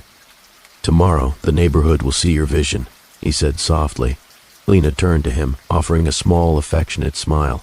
The intimacy between them was real, the bond undeniable, yet the weight of obsession pressed heavily upon the room, as though the air itself held its breath. The night, once calm, seemed to tighten around the Harrington household. Shadows lengthened as the flickering candlelight danced across walls and props. The meticulous orchestration, the months of careful planning, and the sharp drive for perfection had created a quiet tension that hummed through the rooms. Lena's mind raced, imagining every reaction, every moment of awe, every whispered admiration that would follow. Marvel remained close, a protective presence, sensing the fragile balance between brilliance and danger. "Lena, maybe we should take a break. Tomorrow's the big day. Let's get some rest," he suggested gently. She shook her head, determination hardening her expression. "I can't. Not yet. Every detail matters," she whispered. There was love in her tone, a connection he recognized, but it was now intertwined with a force beyond reason, a consuming drive for perfection that threatened to overshadow all else. The narrative poses a question to the audience: how far would someone go to achieve recognition? When does ambition cross the boundary into obsession? And what happens when love and dedication collide with the relentless pursuit of a goal? As the night deepened, Lena moved with a precision bordering on ritual, checking each angle, adjusting each placement, and ensuring that every element would produce the exact effect she had envisioned. Marvel assisted where he could, his support unwavering, yet he sensed the tension, the quiet undercurrent that hinted at a coming storm.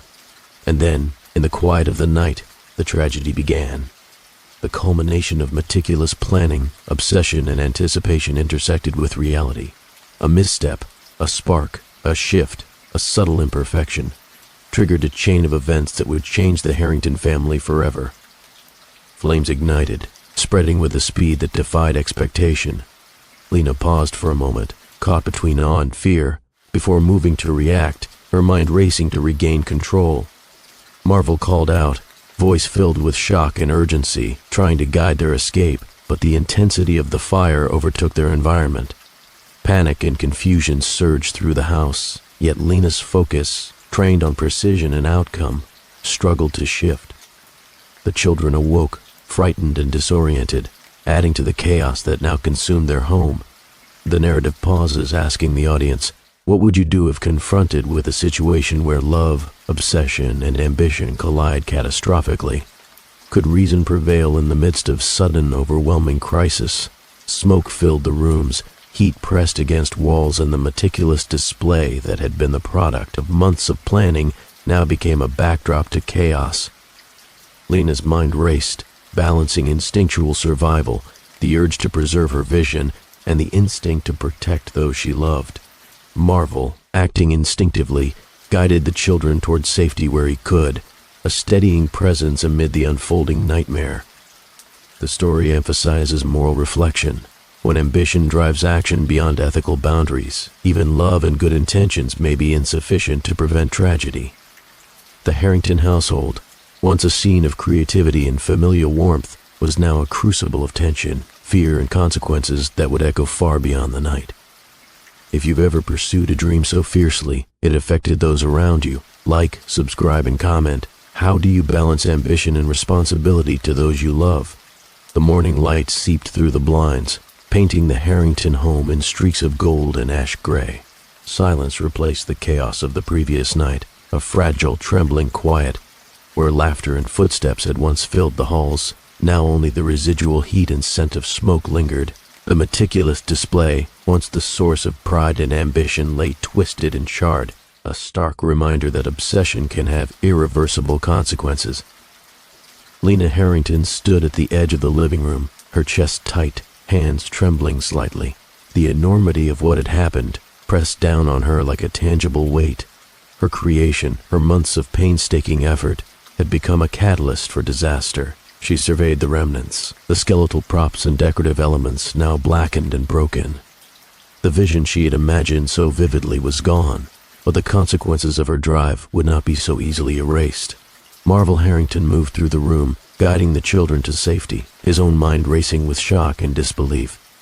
The events of the night had unfolded faster than anyone could anticipate, and yet, in the aftermath, the weight of moral responsibility pressed heavier than the flames ever could.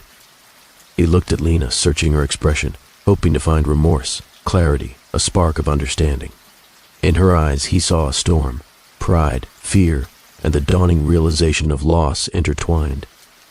The narrative asks the audience, how do we reconcile ambition with accountability? When a pursuit consumes someone entirely, where does love fit in? Could Lena have tempered her desire for recognition, or was this collision of obsession and family life inevitable? Neighbors gathered cautiously outside, drawn by the glow of emergency lights and the distant wail of sirens. Their voices were hushed, tinged with disbelief and sympathy, yet none could fully grasp the magnitude of the internal struggle that had led to this point. For them, it was a scene of tragedy. For Lena and Marvel, it was a crucible that would redefine every aspect of their lives. Emergency responders moved efficiently, assessing damage, ensuring no one remained trapped, and guiding the family out of immediate danger. In those tense moments, Marvel's presence remained steady. He focused on protecting the children, comforting them, offering calm words and gentle touches even as his own heart pounded with fear and confusion. Lena, for her part, grappled with the intersection of responsibility and regret. Every careful plan, every calculated adjustment had led here, not just to loss of property, but to emotional and moral consequences she could no longer control. The drive that had once felt exhilarating now pressed heavily against her conscience. Could ambition ever justify the risk to those we love most? The question haunted her, a persistent echo in the hollow spaces left by shattered dreams. As investigators and responders arrived, Lena's performance was composed, yet the internal battle raged. She answered questions with precision, offering explanations that were plausible, carefully measured. Her composure was both a shield and a reflection of her complex internal state, pride, guilt, love, and obsession tangled into a single fragile equilibrium.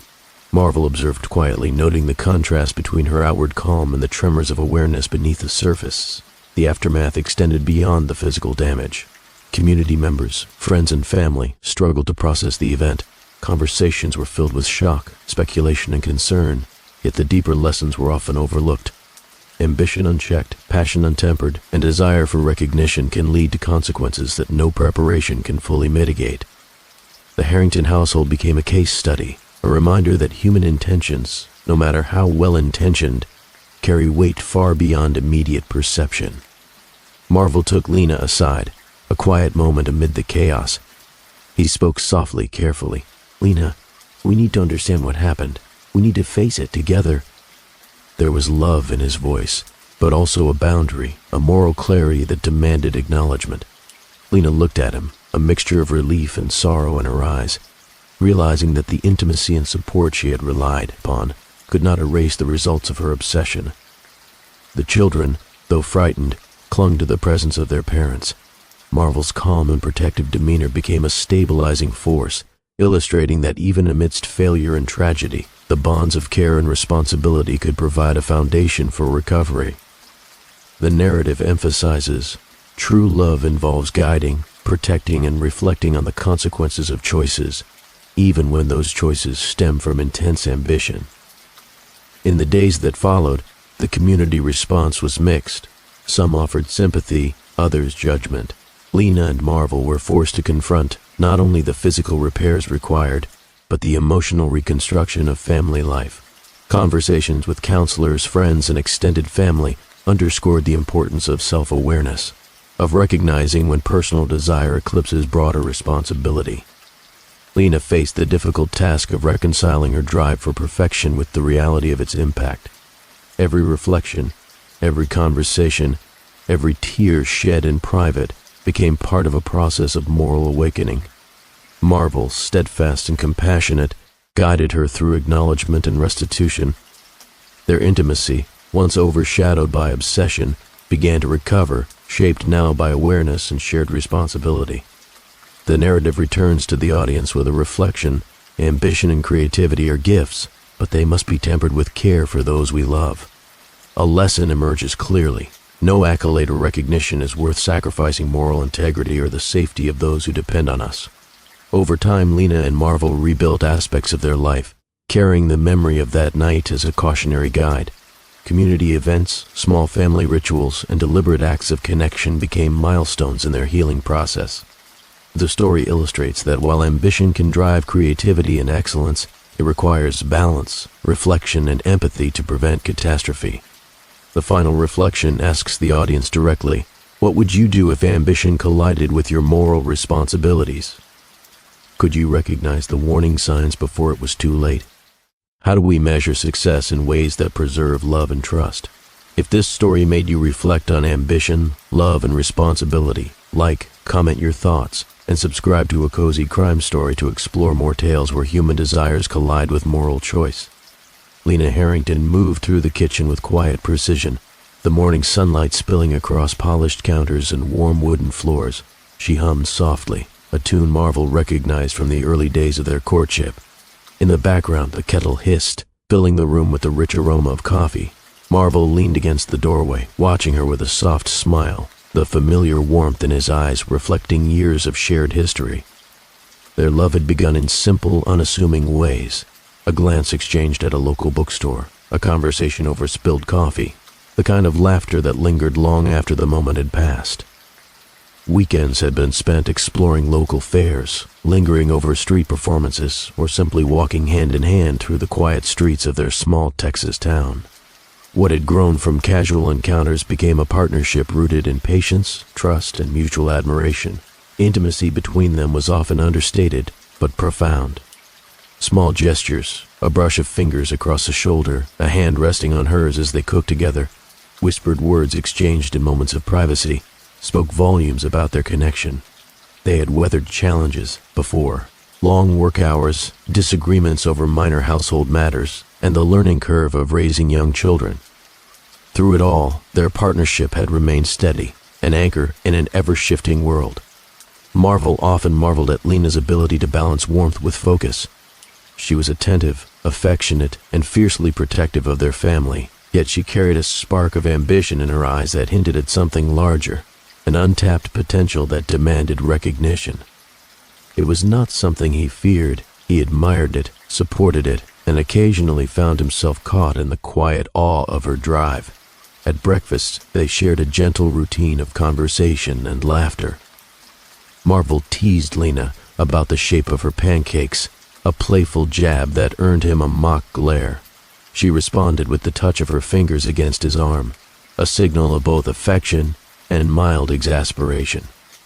It was in these ordinary moments, mundane yet intimate, that their bond revealed itself most clearly, a blend of partnership, romance, and quiet understanding that could withstand the challenges life inevitably presented. And yet, beneath this surface of domestic tranquility, there was a tension Lena could not fully ignore. Her creative ambitions tugged at her constantly, whispering that recognition and success lay just beyond the comfort of family life. Marvel sensed it in fleeting glances, in the way her attention lingered on a sketch or a decorative plan, but he trusted her judgment implicitly. There, love was strong, yet unspoken questions hovered. How much of Lena's pursuit would intersect with the life they shared, and at what point would desire for achievement outweigh the bonds that had brought them together? This morning, like so many others, was a delicate balance, a family anchored in love, yet stirred by the quiet pull of ambition. The story asks the audience, how do we measure devotion when personal drive competes with shared intimacy?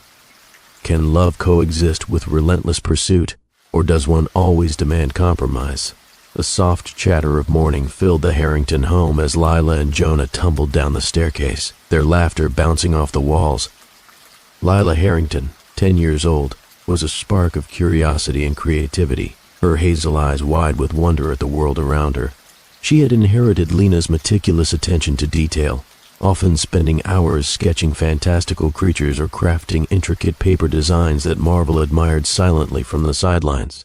Her energy was infectious, and her questions, endless, thoughtful, and occasionally maddening, kept the household alive with the rhythm of childhood discovery. Jonah, 2 years younger, was the embodiment of Marvel's easygoing nature. Soft-spoken yet spirited in play, he could spend entire afternoons building elaborate forts from toy blocks or racing cars along the kitchen counters. His laughter was quieter than his sister's but no less genuine, and his presence grounded the family in moments of calm amid the chaos of everyday life. Together, the children were a reflection of their parents, a blend of creativity, warmth, and inquisitiveness that painted the Harrington household with both charm and complexity. Mornings were a choreography of shared routines, Lena preparing breakfast with precision, Marvel assisting the children with school uniforms, and the kids exchanging playful banter that only siblings could understand. Even in these ordinary moments, the family dynamic revealed layers of affection and subtle guidance. Lila often received gentle nudges from her mother to refine her drawings, while Jonah would be reminded of the importance of patience in building his projects. These nudges, small as they were, carried lessons that extended beyond the immediate tasks, the value of dedication, the rewards of focus, and the balance between individuality and collaboration. Yet Lena's growing ambition occasionally rippled through these interactions. She celebrated the children's achievements with warmth, but her thoughts often strayed to future contests and displays she envisioned. Marvel noticed these moments, the brief pauses where her eyes would flicker toward a sketchbook or a craft station, the subtle tension between nurturing her children and pursuing her own recognition. It was never overt, and he trusted her, but the flicker of preoccupation was a quiet signal of the dual forces at play, love for her family and the drive for personal acclaim. Still, the children thrived in this environment. Lila's laughter mingled with Lena's soft hums, Jonah's excitement echoed through the halls, and Marvel's calm presence anchored the household. The family dynamic was layered, intimate, and fragile, a delicate equilibrium of affection, guidance, and emerging ambition. This part of the story invites the audience to reflect: how do parents balance personal aspirations with the responsibility of nurturing young minds? Can ambition coexist with unconditional love without tipping the scales? Lena Harrington's creativity was evident in every corner of the Harrington home.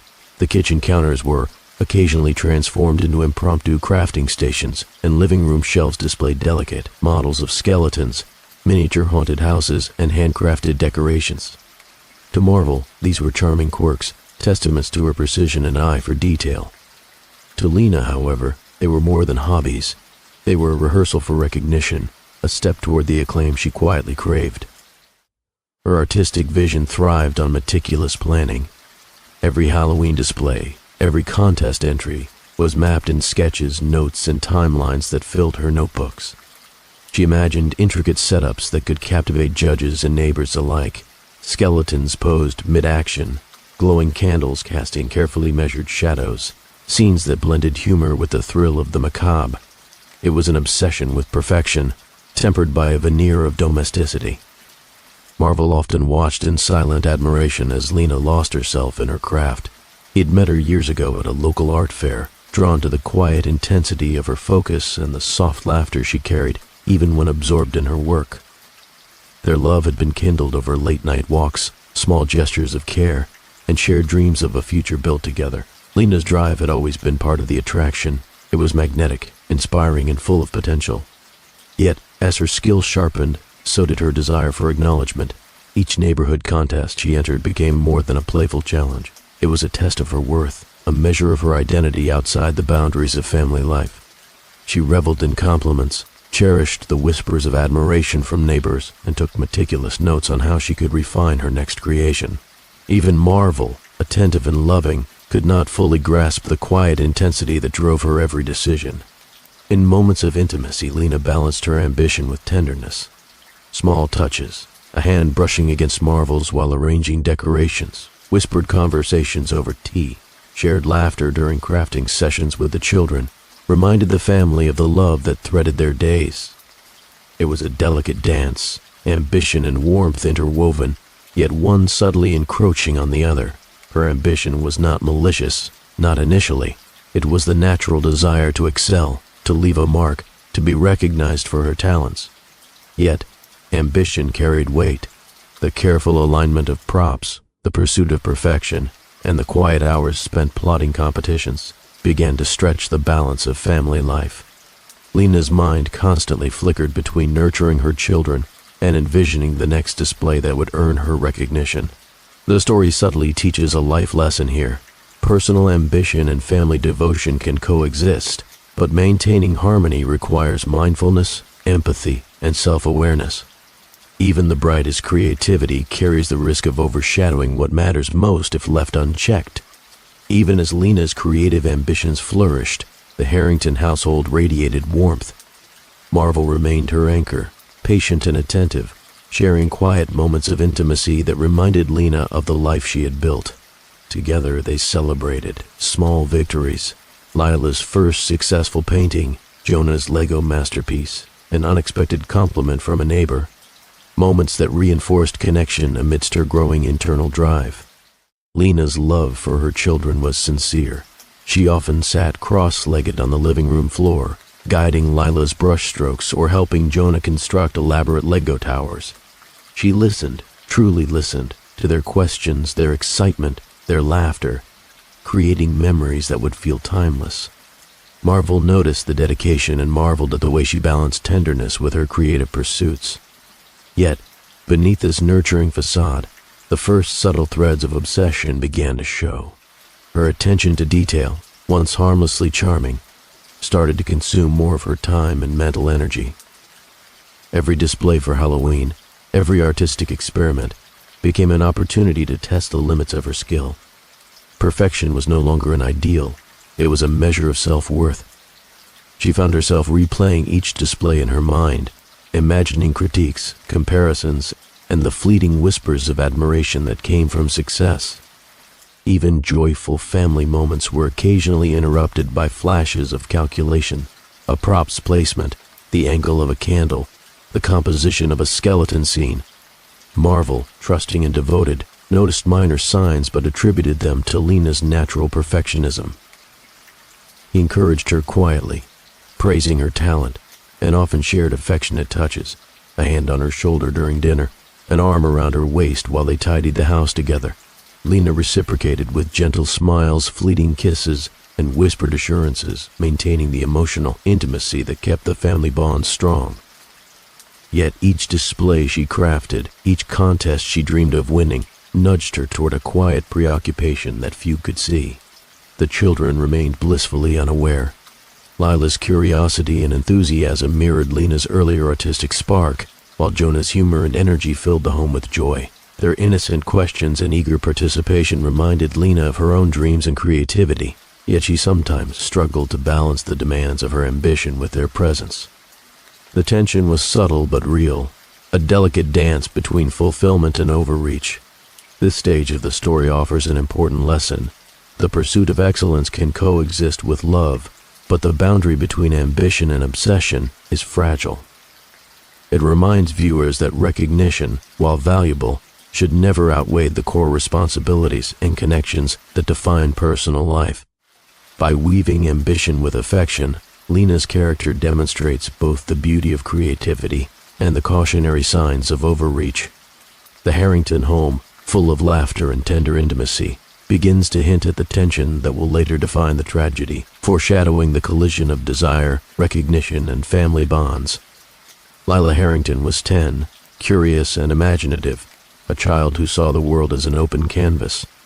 Her sketches often filled entire notebooks, each page alive with whimsical creatures, elaborate houses, and vibrant colors. Lena admired her daughter's imagination, seeing glimpses of herself reflected in those eager eyes and delicate hands. Lila's laughter echoed through the halls like music, brightening every corner of the Harrington home. Jonah, 2 years younger, carried a calmer energy. He was methodical, patient in his play, often constructing Lego cities that stretched across the living room floor. While Lila spoke in bursts of excitement and idea, Jonah observed, calculated, and then created. His curiosity manifested in careful experimentation, whether mixing colors for a painting or testing how high his Lego towers could reach before collapsing. Together, the children brought life to the Harrington home. Mealtimes were a lively affair, filled with the clatter of utensils, bursts of storytelling, and the occasional playful argument. Lena and Marvel encouraged these exchanges, savoring the moments where family life felt unshakably warm. There was a rhythm to the household, homework followed by shared stories, dinner followed by gentle guidance, play followed by quiet reflection. Yet even in this domestic rhythm, the undercurrent of Lena's ambition subtly influenced the children. Lila occasionally noticed her mother's eyes lingering on her sketches with an intensity that went beyond pride. She would look up from a drawing to see Lena's brow furrowed, lips pursed, imagining improvements or visualizing how a concept could be better. Jonah, perceptive in his quiet way, sometimes asked why certain toys were being moved or props adjusted, questions that Lena answered with soft reassurances that all was fine. The dynamic was a delicate balance. Lena remained affectionate and attentive, sharing hugs and bedtime stories, yet her mind often strayed to the competitions, to the precise angle of each display, to the recognition she imagined receiving. Marvel observed with quiet concern but trusted her implicitly. He saw the sparkle in her eyes when discussing creative projects, the thrill she felt in planning, and he assumed these impulses were harmless extensions of her talent. Through these interactions, viewers are offered a reflection on family dynamics and the importance of presence. Ambition and creativity are celebrated, but the subtle signs of distraction serve as a warning. Even the smallest shifts in attention or overfocus can ripple through relationships. The Harrington children represent innocence, the unfiltered joy that Lena risks overshadowing with her own desire for achievement. These moments also reinforce life lessons, the value of encouragement, the importance of guiding young minds without letting personal ambition take precedence, and the significance of emotional connection.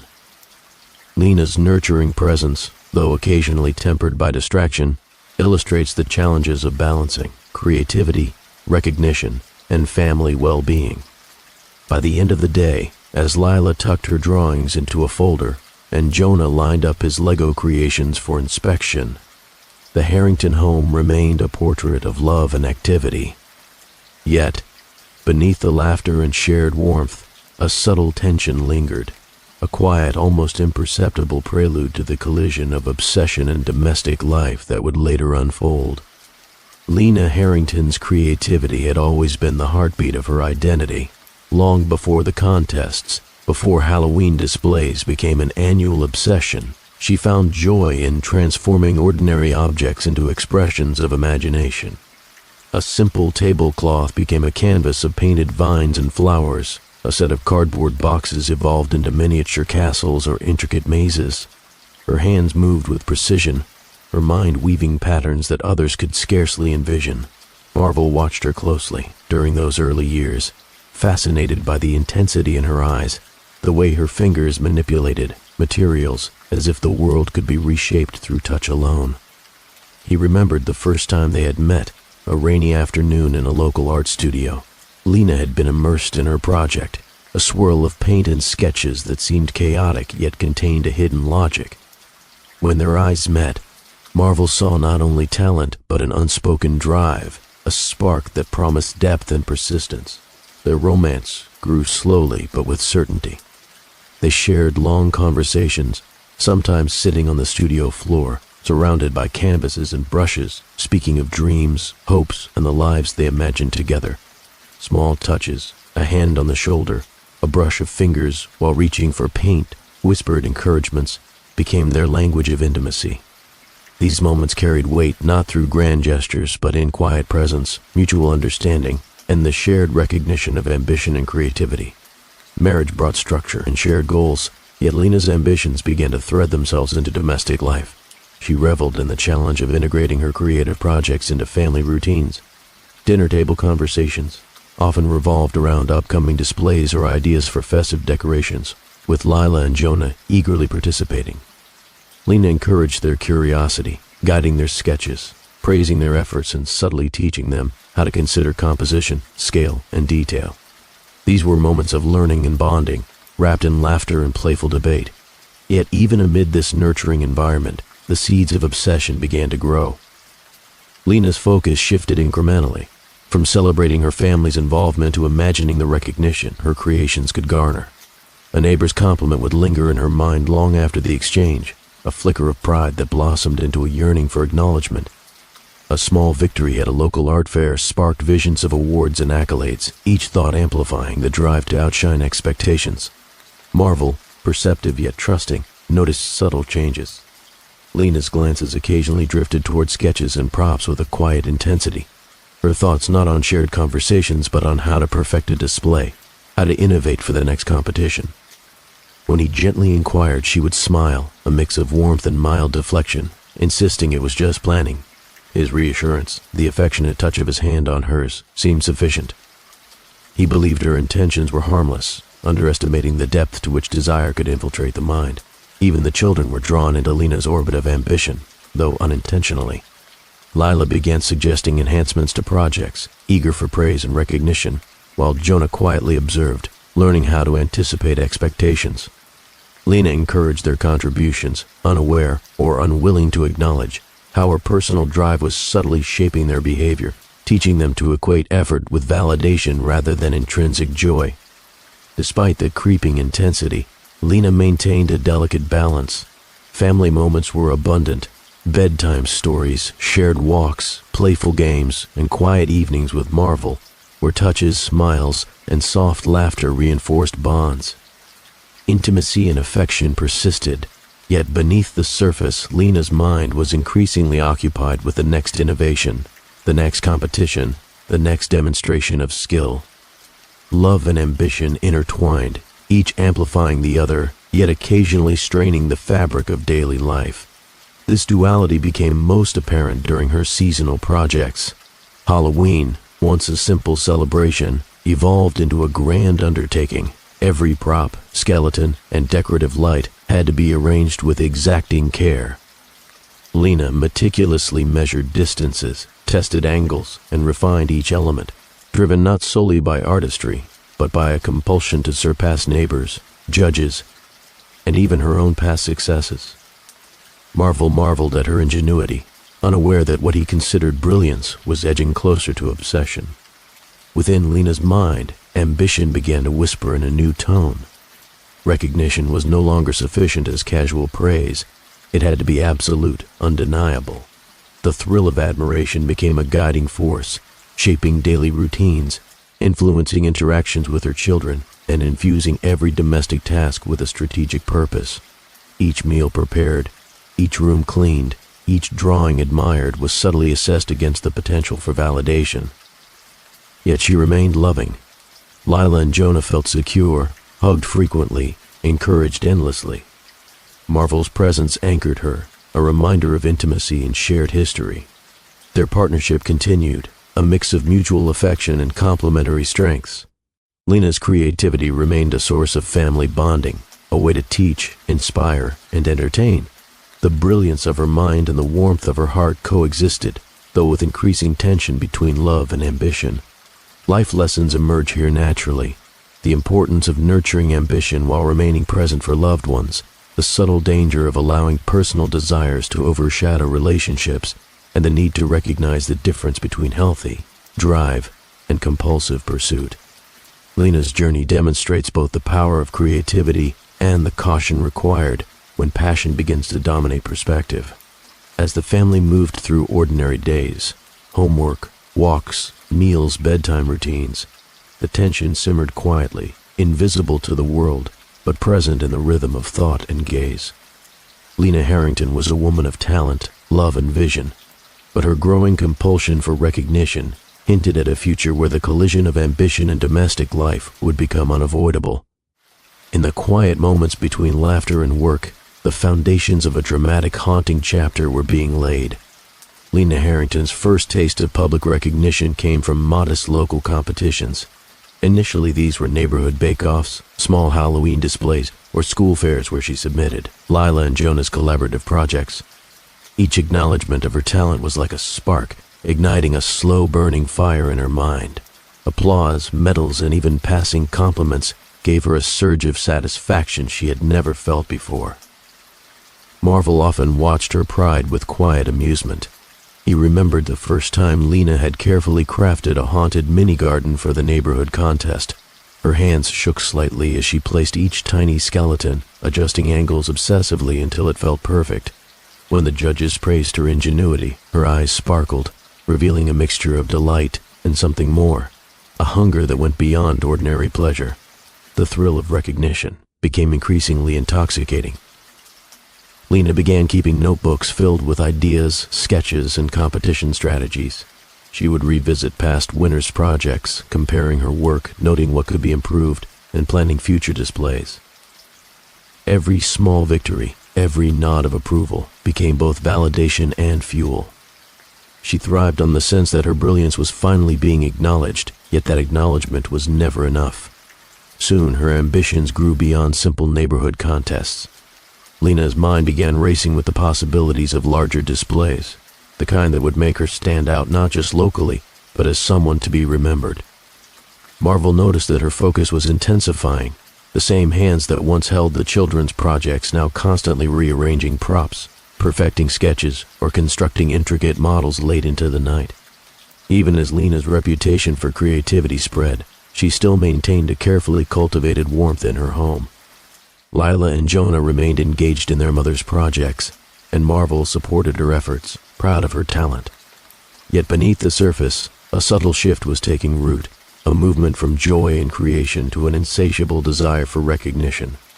The early competitions had not only revealed Lena's skills but also exposed a fissure where admiration began to overshadow everyday life. Her small successes taught her that talent could be leveraged, that perception could be controlled.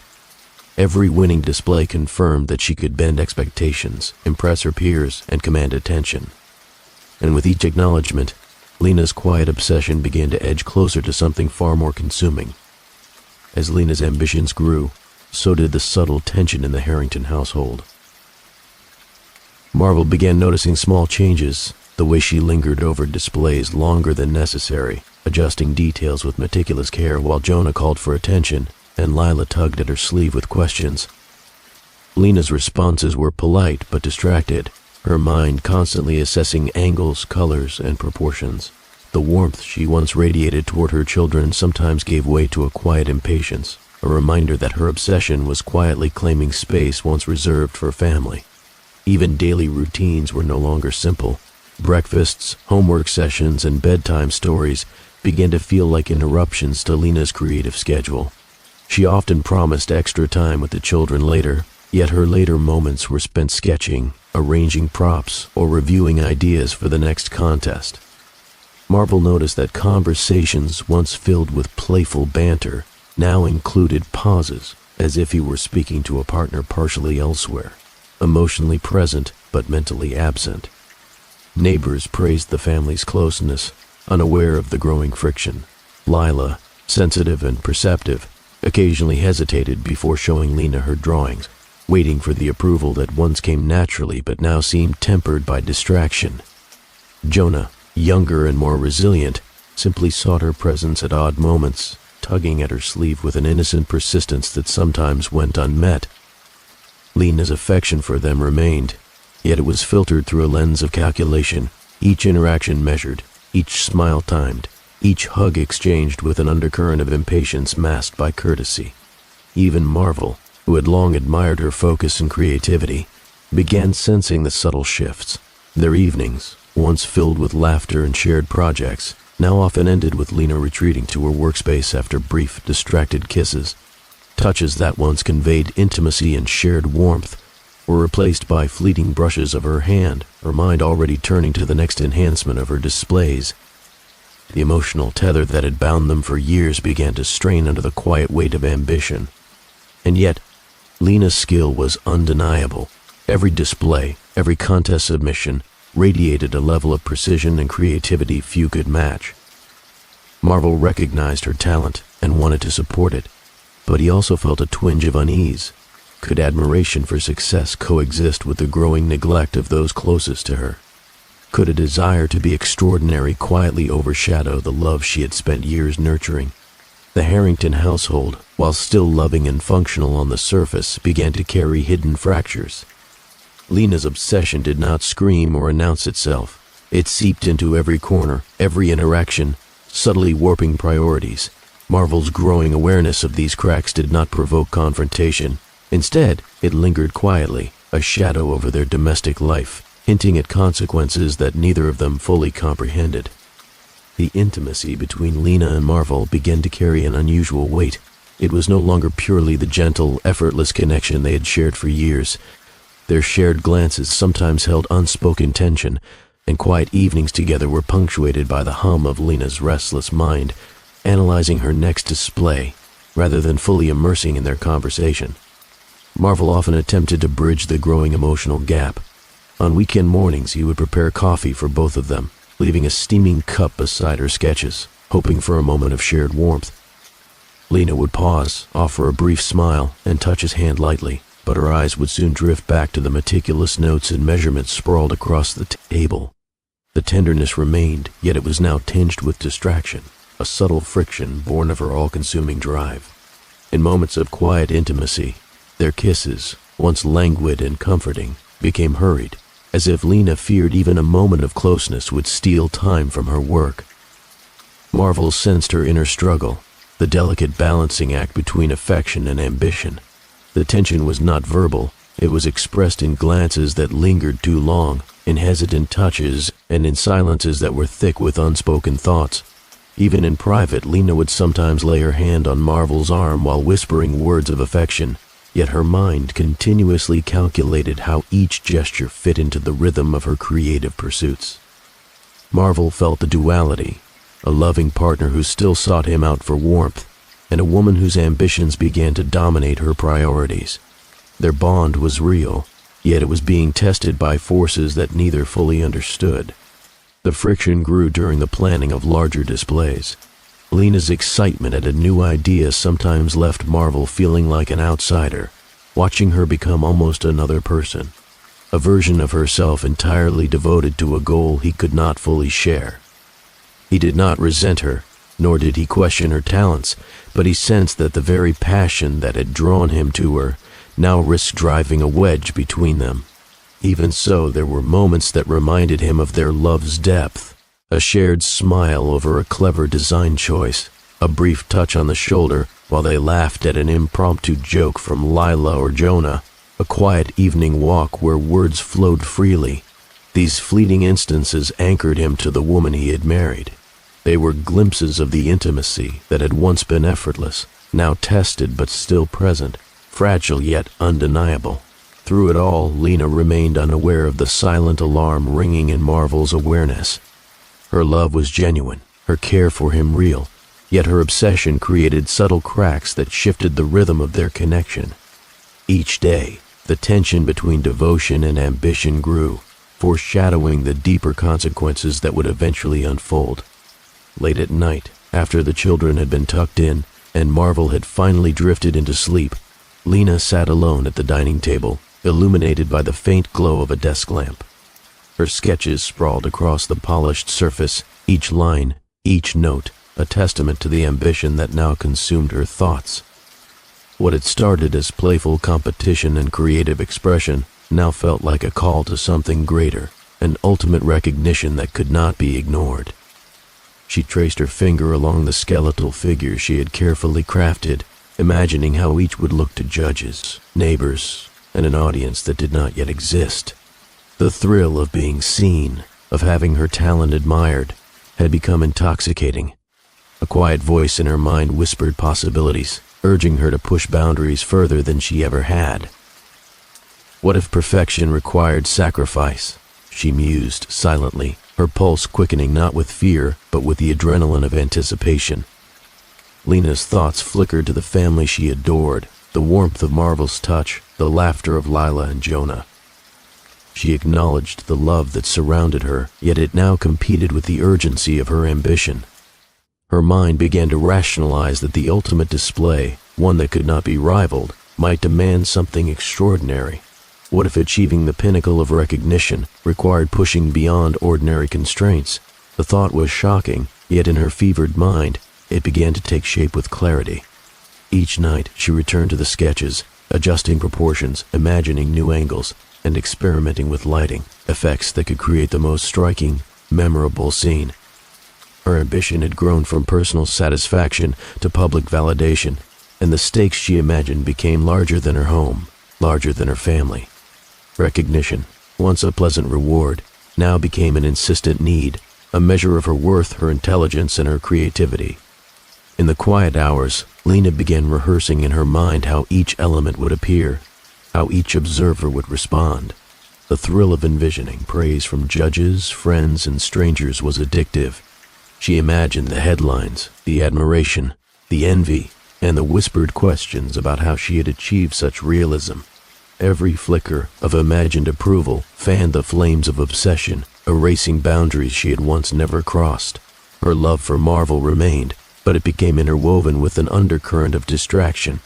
During moments of intimacy, she sometimes found her thoughts returning to the display, to the perfection she sought, to the applause she envisioned. The shared glances that once spoke only affection now carried a subtle tension, a silent acknowledgement that her drive was not entirely aligned with the rhythm of family life. Lena began testing the limits of her own moral reasoning. Could she justify small acts of compromise if they ensured her vision would be realized? Could recognition ever outweigh the comfort and safety of those she loved? These questions circulated in her mind with growing frequency. Each answer seemed more convincing than the last, each rationalization more daring. In the shadows of her ambition, Lena also began to plan contingencies. What if something went wrong? What if she failed to achieve the effect she desired? Her mind, precise and strategic, constructed methods, backups, and alternatives. The obsessive planning became almost ritualistic, checking materials, revising diagrams, calculating timing. Every detail was scrutinized, every action considered. Yet in these moments of intense focus, a fragment of her original self lingered, a quiet awareness that she was standing on the edge of something irreversible. The tension between desire and morality, ambition and love, created an almost imperceptible tremor in her conscience. she pushed it aside with thoughts of glory, of perfection, and of validation. Her obsession was no longer casual. It was a force shaping every decision, every touch, every glance. The lines between creativity, devotion, and ethical boundaries blurred. Lena Harrington was no longer just a mother and partner. She was an architect of a vision that demanded total immersion, and she was willing to test limits she had never before imagined. By the early hours of dawn, she would finally rise, completing her sketches, adjusting props, and imagining the reaction she craved. Her ambition had evolved into a quiet, insistent fire that demanded more than recognition. It demanded the ultimate achievement, one that could define her legacy, for better or worse. Have you ever struggled with ambition competing with personal life? Could the pursuit of recognition ever overshadow what truly matters? Share your thoughts in the comments below. We'd love to hear your perspective. As the days grew shorter and the shadows of autumn stretched longer across the Harrington home, Lena's mind remained tethered to her vision. Every spare moment was claimed by planning, adjusting, and perfecting her displays. Marvel noticed the subtle shifts, the fleeting distraction during conversation, the longer pauses at the workbench, the intense focus that made her seem almost elsewhere, even when physically present. He trusted her completely, never questioning her devotion, never suspecting the storm gathering silently behind her determined gaze. The children, Lila and Jonah, were blissfully unaware of the change. Lila's questions about school projects or fantastical drawings were met with half-attentive smiles, and Jonah's attempts at playful antics sometimes went unnoticed as Lena calculated angles, lighting, and symmetry for her next display. The warmth of the household remained, but it was now punctuated by undercurrents of tension, subtle enough that outsiders would never notice, yet undeniable for anyone watching closely. Lena's sketches and plans grew increasingly intricate, blending artistry with realism. Her ambition had evolved into a quiet obsession, no longer satisfied with simple competition. She imagined scenes that would captivate onlookers, displays so convincing that they would evoke awe and admiration. In her mind, her talent and effort deserved recognition beyond the neighborhood or local contests. It deserved lasting acclaim. Marvel sensed a subtle friction, moments when intimacy was tinged with distraction. Small gestures, a touch on the arm, a kiss on the cheek, carried both warmth and tension, a silent acknowledgement that Lena's inner world had grown far more complex than before. Yet he remained patient, offering praise and encouragement, confident in the love they shared, unaware that ambition was slowly reshaping priorities and perceptions. In her quiet moments, Lena reflected on the idea of ultimate recognition. She wondered what lengths she might go to in order to secure a win, a name, a legacy. The thought, at first fleeting, lingered, gaining clarity and form over time. She questioned whether success could be achieved without sacrifice and if compromise was a necessary step in the pursuit of greatness. These thoughts were almost imperceptible, like whispers at the edge of awareness, but they seeded the moral tension that would later define the events of the fateful night. Lena's imagination now intertwined with anticipation of the contest itself. She pictured the reactions of neighbors, judges, and viewers, amazement at her meticulous design, awe at the realism, praise for her creativity. Each imagined response reinforced her drive, pushing her thoughts further into realms that skirted the boundaries of morality. The pursuit of perfection was no longer just artistic. It had become personal, an affirmation of worth, a tangible measure of her identity.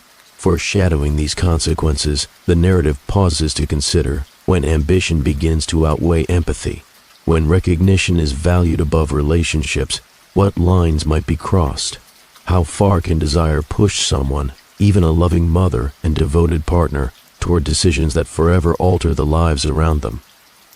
The seeds of obsession had taken root, imperceptible in daily routines, yet unstoppable once nurtured. Lena's meticulous planning, combined with a quiet disregard for the subtle costs, created tension that would soon reach a breaking point.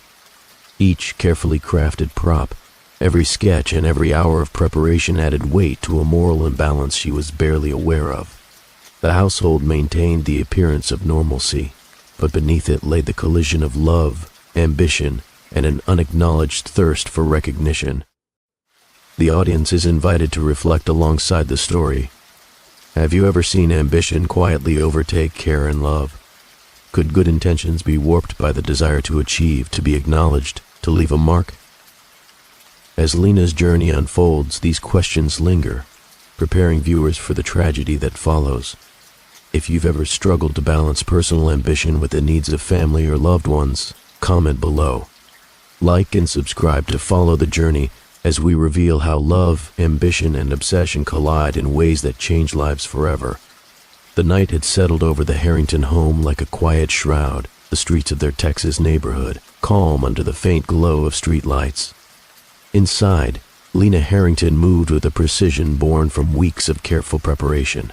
Every candle, every skeletal prop, every shadowed corner had been positioned for maximum effect. She traced her fingers along the edges of her display, adjusting the posture of a skeleton just slightly, so it would catch the light at the perfect angle. Her mind, sharp and focused, ran through the sequence of events she had rehearsed over and over. The fire would start in the garage, spread to the living spaces, and create the spectacle she had envisioned. Every exit, every potential disruption had been considered and accounted for. On the surface, the home exuded calm. Marvel Harrington, her husband, sat in the den flipping through a magazine, his expression relaxed. He hummed softly, unaware that his world was about to be shattered. In the kitchen, the smell of a simple dinner lingered, a testament to Lena's skill at maintaining the ordinary amidst her extraordinary planning.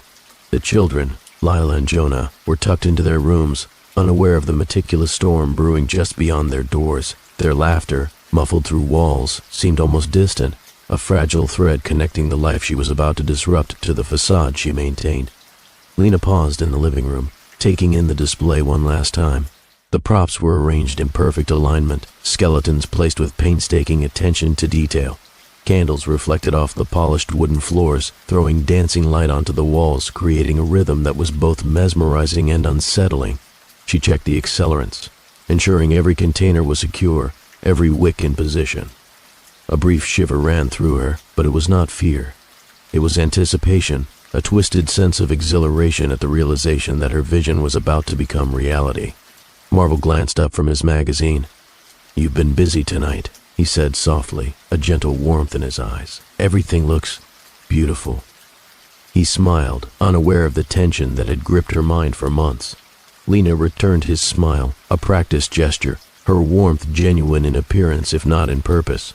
The intimacy they shared, the familiarity of years together, remained visible in her small touches, the brushing of his arm, the brief squeeze of his hand. But beneath it, a careful calculation pulsed, guiding every move she made. With a deep breath, Lena began the execution. She moved from room to room, lighting the first flames in the garage, where carefully stacked decorations would ignite in sequence.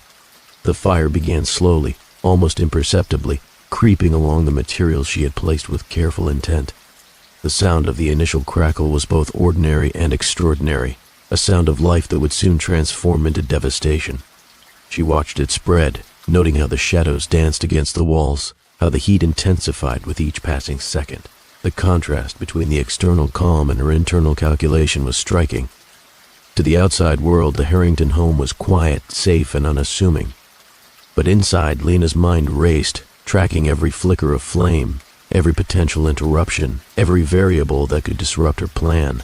The duality of her world, the domestic serenity and the precise orchestration of destruction, coexisted in an unsettling harmony. Marvel, still oblivious, heard the faint crackle and assumed it was the fire in the fireplace or a blown fuse. He called out, "Lena, are you all right?" His voice carried concern, warmth, and trust. Lena turned briefly, offering a reassuring smile and a soft nod. "Just checking the decorations," she replied, her tone calm, almost affectionate. But in her mind, the calculations continued, timing, sequence, intensity, all converging toward a horrifying climax. As the flames spread, the children's innocence became starkly evident. Lila and Jonah, sleeping peacefully in their rooms, were unaware that their lives were entwined with a danger they could not comprehend. Lena paused outside their doors, a fleeting hesitation brushing through her thoughts.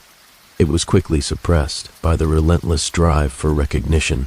The intoxicating allure of seeing her display achieved the ultimate realism. The warmth of love, of maternal instinct, was eclipsed by obsession, and she returned to her task with renewed focus. Outside, the quiet neighborhood began to stir. Smoke curled toward the sky, and faint sounds of alarmed neighbors emerged. Sirens began to wail in the distance, signaling the chaos that was unfolding. Yet within the house, Lena remained composed.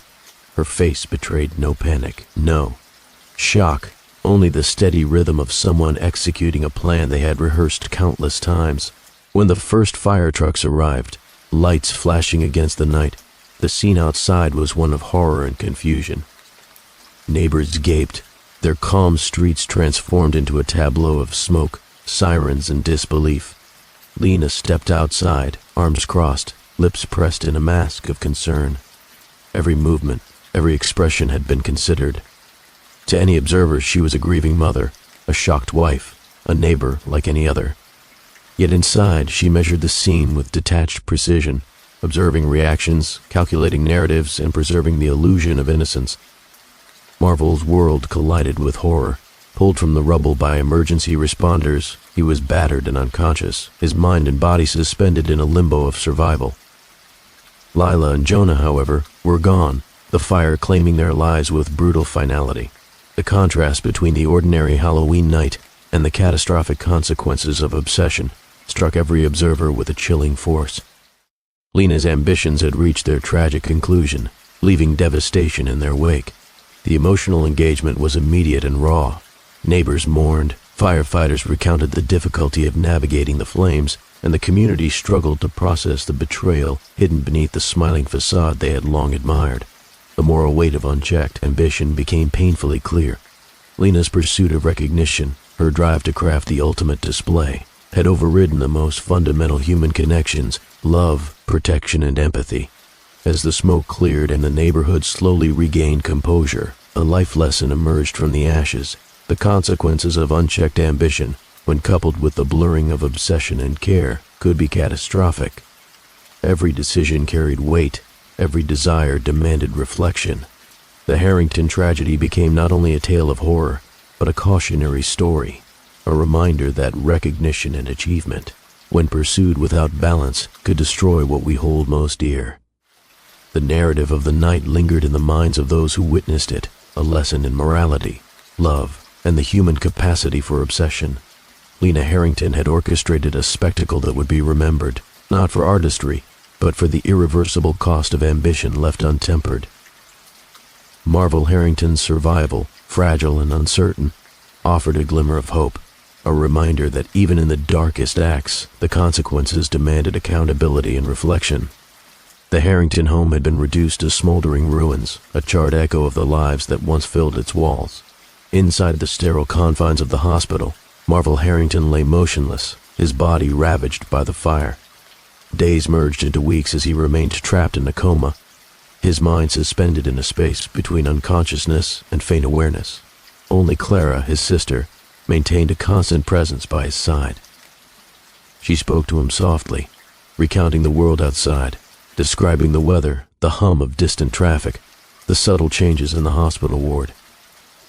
Every word was deliberate, a thread meant to anchor him to life, to tether his mind to something familiar while his body remained inert. Her devotion was tireless, a silent testament to love and responsibility in the absence of hope for immediate recovery. Signs of Marvel's subtle recovery began to appear long before anyone else could notice them. A twitch of a finger, a fluttering of an eyelid, a shift in breathing. These small indicators were easily dismissed by the staff, but Clara recognized them instantly. Each faint signal became a spark of hope, a reminder that consciousness was not entirely lost. She meticulously documented every movement, every micro-expression, every change in pulse, maintaining a careful record of his slow, fragile progress.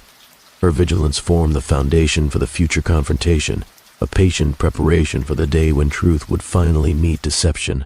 Meanwhile, Lena Harrington moved through life as if the fire had been a distant memory. She relocated to a new town, selecting a neighborhood that would allow her to rebuild, reinvent, and present herself to the world as a grieving widow and an extraordinary artist. Her Halloween displays were now celebrated, lauded in local papers, and featured in community competitions. Each skeleton, each candle, Each meticulous arrangement drew admiration and envy, the audience unaware of the dark origins behind her genius. Lena cultivated a reputation of creativity, precision, and dedication, creating a public persona that concealed the horror of her past actions. To anyone who met her, she was the embodiment of talent and perseverance. Yet beneath a polished surface of accolades and recognition, psychological tension simmered. Lena's carefully constructed facade masked the devastation she had caused, and every interaction, every smile, every congratulatory handshake reinforced the duality of her existence.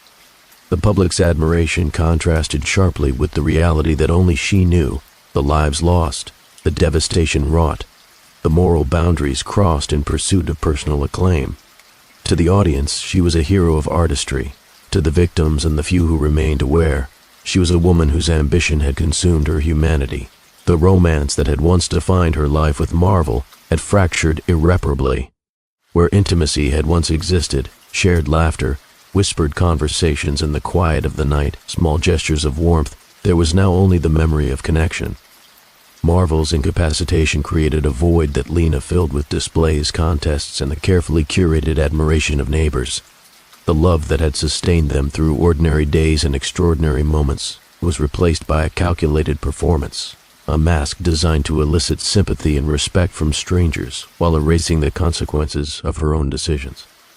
Each morning, each conversation, each fleeting moment of social interaction reinforced the gulf between appearances and reality. For Marvel, the emotional consequences were profound, though hidden beneath a coma. Even in a state of unconsciousness, fragments of memory persisted. He sensed absence, felt loss, and registered the subtle dissonance between the warmth of Clara's care and the absence of his wife's familiar presence. While his body lay still, his mind began to gather awareness, assembling fragments of past affection, past trust, past betrayal.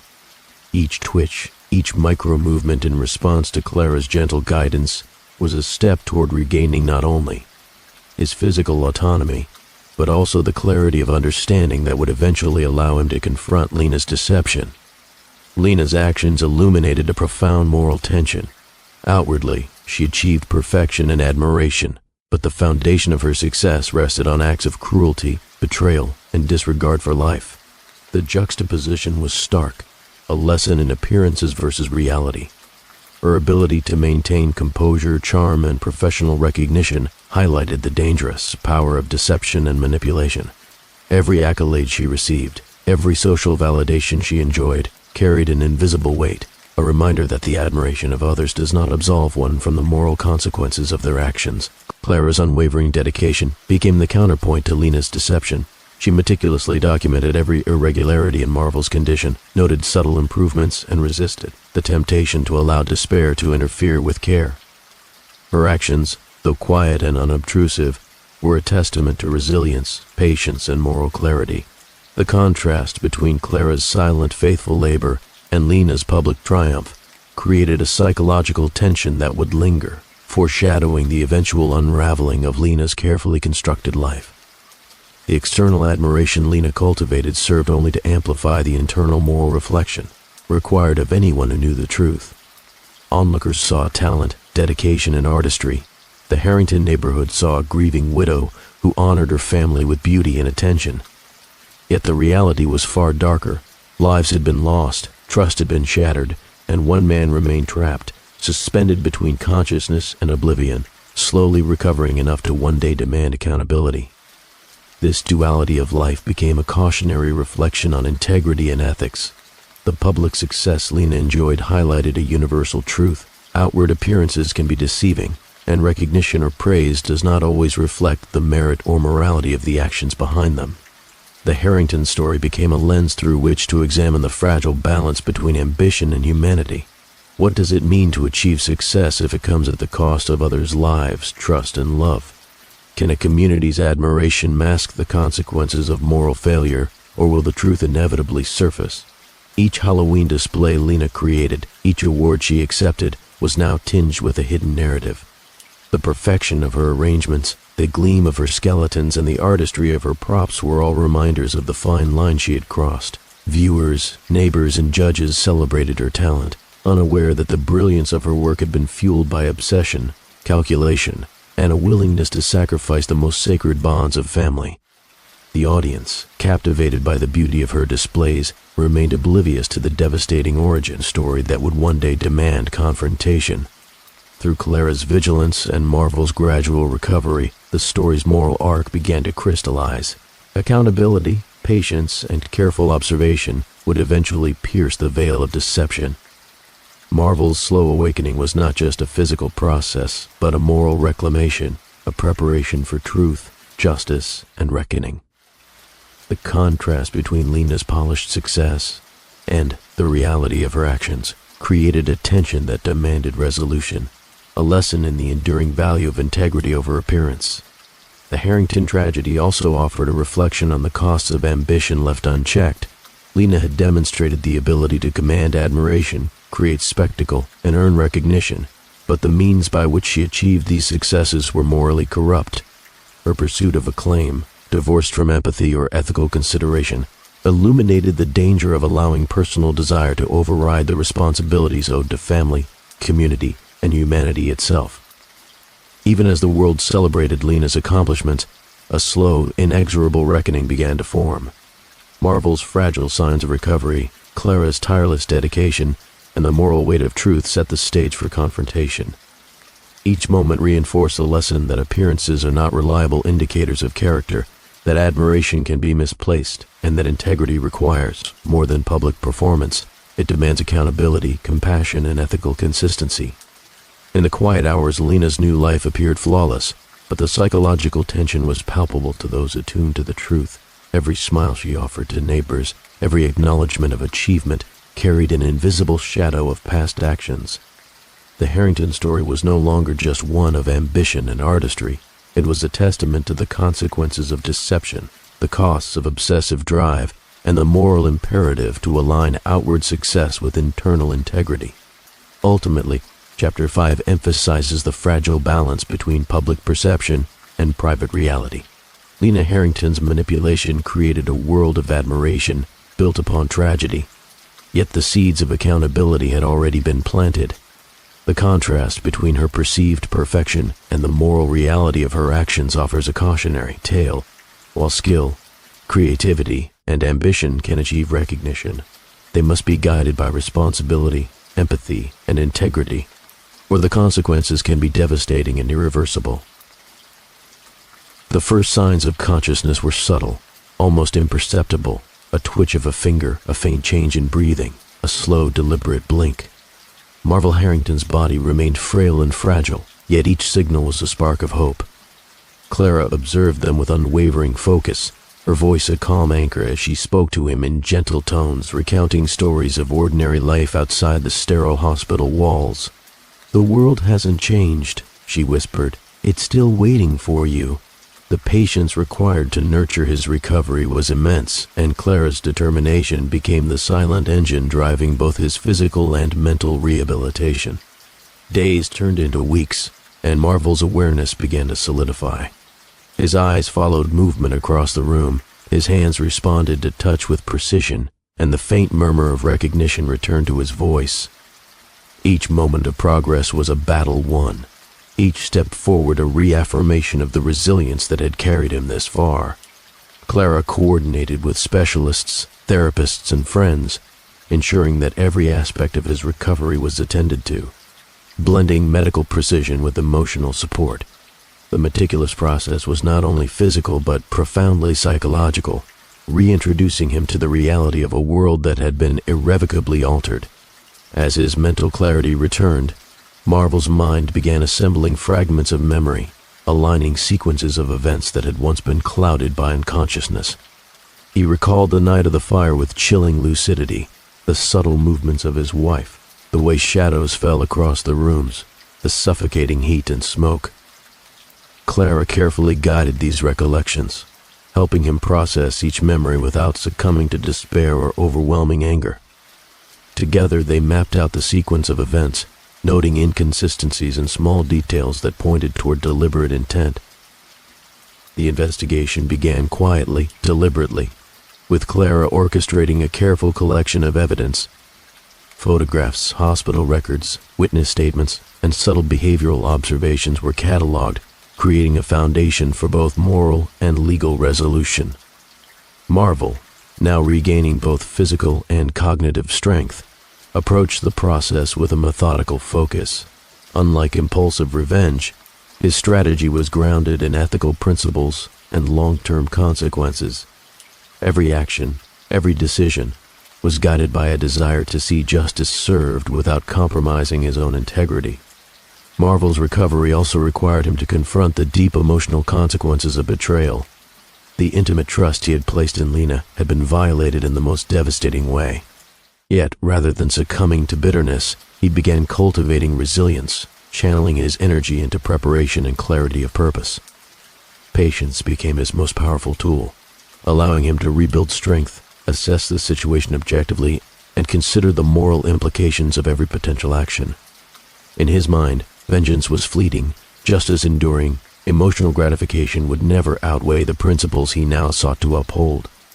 The psychological tension of the investigation unfolded alongside Marvel's physical recovery. As he regained mobility, his awareness of the world's fragility sharpened. Clara ensured that each interaction with neighbors, colleagues, and the public was controlled, minimizing exposure while allowing him to gather information. They observed Lena's public life, her awards, her recognition, her carefully maintained image of creativity and success, while simultaneously documenting contradictions, behavioral inconsistencies, and subtle signs that suggested a deeper truth. The contrast between Lena's external admiration and the reality of her actions became increasingly clear, reinforcing the moral weight of their pursuit. Marvel's ethical approach to gathering evidence reflected his commitment to integrity. He prioritized documentation over confrontation, observation over assumption, and verification over speculation. Every recorded inconsistency, every corroborated testimony, every pattern of behavior added layers of certainty to their understanding of the events. He learned to navigate the tension between emotional desire for retribution and strategic planning for justice, recognizing that hastiness could undermine the moral and legal clarity he was striving to achieve. Throughout this period, moral reflection became a cornerstone of Marvel's recovery. He considered the consequences of unchecked ambition, the fragility of trust, and the enduring power of patience. The fire had been a moment of destruction, but the long-term lessons were profound. He understood that resilience, integrity, and ethical discipline were not only essential for personal recovery, but also for ensuring that the eventual confrontation would be just rather than emotionally destructive. Marvel's experience highlighted the power of deliberate thought, careful planning, and unwavering adherence to principle, even in the face of profound betrayal. The coordination between Marvel and Clara was meticulous. They created a timeline of events leading up to the fire, cataloged items and documents that revealed discrepancies, and mapped interactions that could provide insight into Lena's intentions. Their approach was disciplined, avoiding speculation or emotional distraction. Each step was a measured investment in ensuring that when the time for resolution arrived, it would be founded on truth and clarity, not anger or rumor. As Marvel's awareness strengthened, he also began reflecting on personal growth. The tragedy had shattered his previous assumptions about trust, love, and partnership, but it had also revealed the enduring strength of ethical resolve. He recognized that integrity was not a passive quality, but an active, disciplined choice, especially when faced with deception and betrayal. This realization became a guiding principle as he prepared for the eventual legal and moral confrontation with Lena. The psychological burden of betrayal remained ever present, but Marvel's strategic approach allowed him to navigate it without succumbing to despair. He focused on what could be controlled: evidence, testimony, personal recovery, and ethical clarity. He recognized that every impulsive action could jeopardize justice, and that patience, combined with unwavering attention to detail, was his greatest weapon. Even as the investigation progressed, the public continued to admire Lena's displays and accomplishments, unaware of the web of deception beneath her carefully curated image. Marvel observed this dynamic with a mixture of detachment and moral purpose, noting the contrast between perception and reality. His ethical lens allowed him to prepare not only for legal resolution, but also for the profound personal reckoning that would inevitably follow, ensuring that truth and accountability remained central to the process. Through Clara's guidance and his own deliberate focus, Marvel reached a state of cautious optimism. He was no longer passive. He had regained strength, clarity, and a sense of moral direction. Each day brought incremental progress, and each observation added to the foundation of justice he was constructing. The combination of physical recovery, emotional resilience, and strategic planning positioned him for eventual confrontation with Lena, not as a man consumed by vengeance, but as one committed to truth, fairness, and ethical accountability. Finally, as he reflected on the journey, Marvel considered the lessons of patience, integrity, and resilience. He recognized the profound difficulty of navigating betrayal while maintaining moral clarity, and the importance of strategic thought in achieving justice. The fire had destroyed his home and tested his family, but it had also illuminated the principles necessary to rebuild, recover, and ultimately reclaim both personal and moral authority. Marvel paused in his reflections and considered the audience who might hear his story. "What would you do if you were in my place?" he might ask, not seeking validation but urging contemplation of morality, justice, and human resilience in the face of unimaginable betrayal. His story became a mirror, inviting viewers to consider the balance between reaction and reflection, vengeance and justice, emotion and principle. The stage was now set. Marvel's physical recovery, combined with his strategic and ethical approach, created the conditions for a confrontation that would challenge appearances, demand accountability, and illuminate the consequences of actions driven by obsession and ambition. Each step taken in this chapter was deliberate, each decision measured, and each moment of awareness a building block toward moral and legal resolution. The story of Marvel Harrington was no longer just one of tragedy. It was evolving into a narrative of resilience, justice, and the enduring power of integrity. The day of reckoning arrived like a storm held in pause. Marvel Harrington entered a courthouse with a composed gait, supported by Clara and a small group of confidants. The building itself was imposing, its high ceilings echoing the quiet footsteps of those who came to witness justice. Lena Harrington arrived separately, her usual confidence tempered by the flicker of unease. Though she maintained an outward composure, her eyes darted toward the gallery, searching for allies she could trust. The courtroom was silent as both parties took their places. The tension was almost tangible, the air thick with anticipation. The prosecuting attorney began by outlining the charges with deliberate clarity, emphasizing the premeditation behind the tragedy and the devastating consequences that followed. Evidence meticulously collected over weeks of investigation was presented: photographic records, witness testimonies, and detailed accounts of Lena's movements leading up to the fire. Each piece of evidence landed with the weight of undeniable truth, drawing a sharp line between perception and reality. As the courtroom absorbed the gravity of the case, Lena's former ally Rafe took the stand. Once her confidant and accomplice in minor schemes, Rafe's testimony revealed fractures in loyalty that had long been ignored. His words were precise, describing Lena's manipulations, her disregard for family safety, and the moments that suggested intentional harm. The courtroom felt the subtle shift of power, the collapse of the illusion Lena had cultivated for years. Marvel observed each development with restrained composure. His eyes remained steady, his voice calm when called upon to recount events. Unlike Lena, he was guided by principle, not impulsive emotion. The contrast could not have been more striking. One figure unraveling under the weight of truth, the other standing as a pillar of ethical clarity, unwavering even amid personal devastation. The initial hours of the trial set the tone for the confrontation. Every witness, every photograph, every statement intensified the suspense, keeping the audience, both in the courtroom and beyond, captivated by the unfolding drama. For Marvel, the challenge was not merely legal, it was moral. He had to navigate the courtroom with dignity, allowing justice to emerge from evidence rather than emotional reaction. The prosecution's evidence revealed the meticulous planning behind the fire. Surveillance footage from nearby intersections, time-stamped entries, and digital correspondence traced Lena's movements and intentions. Each revelation was met with subtle shifts in Lena's demeanor, tightened jaw, a flicker of panic, and the occasional nervous glance toward Rafe. Witnesses described the family's final days before the tragedy, the sudden absence of attention to the children, the prioritization of displays and ambition over domestic responsibilities, and unusual behavior that now pointed to deliberate planning. For the audience, the contrast between Lena's public image of creativity and her private obsession was jarring. Marvel's patience and clarity allowed him to remain observant without reaction, ensuring that every statement, every piece of testimony, was preserved with integrity. Cross-examination revealed further cracks in Lena's story. Questions about her whereabouts, her interactions with neighbors, and her sudden shifts in behavior exposed inconsistencies she could no longer conceal. Rafe's testimony provided critical corroboration, detailing specific instances where Lena had manipulated situations to advance personal ambition at the expense of family safety. Each answer Lena gave became a nail in the coffin of her defense, highlighting the moral consequences of unchecked obsession. Marvel's moral restraint contrasted sharply with Lena's escalating desperation.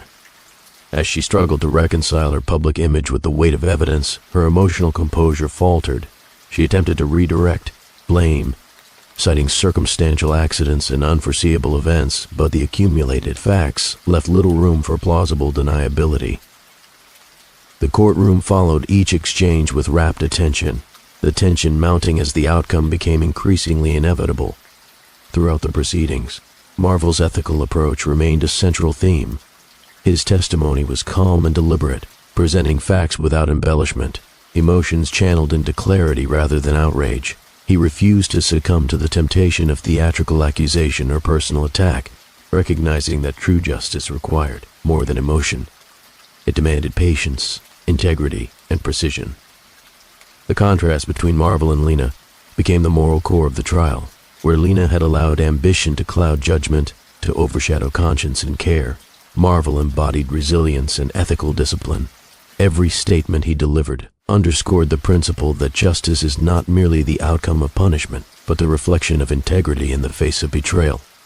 His conduct sent a clear message. Victories attained through careful principle endure far longer than those fueled by impulsive reaction.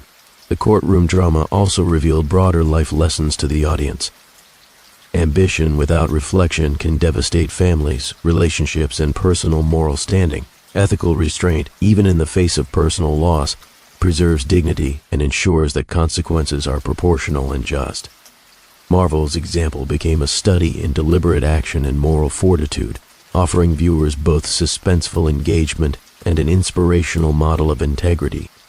Amid the intensity of legal confrontation, the story of personal relationships emerged as a subtle yet compelling subplot. Marvel's loyalty to family, his ethical focus, and his refusal to be consumed by hatred contrasted sharply with Lena's betrayal. The courtroom became a stage not only for legal judgment, but for the exposition of trust, love, and responsibility.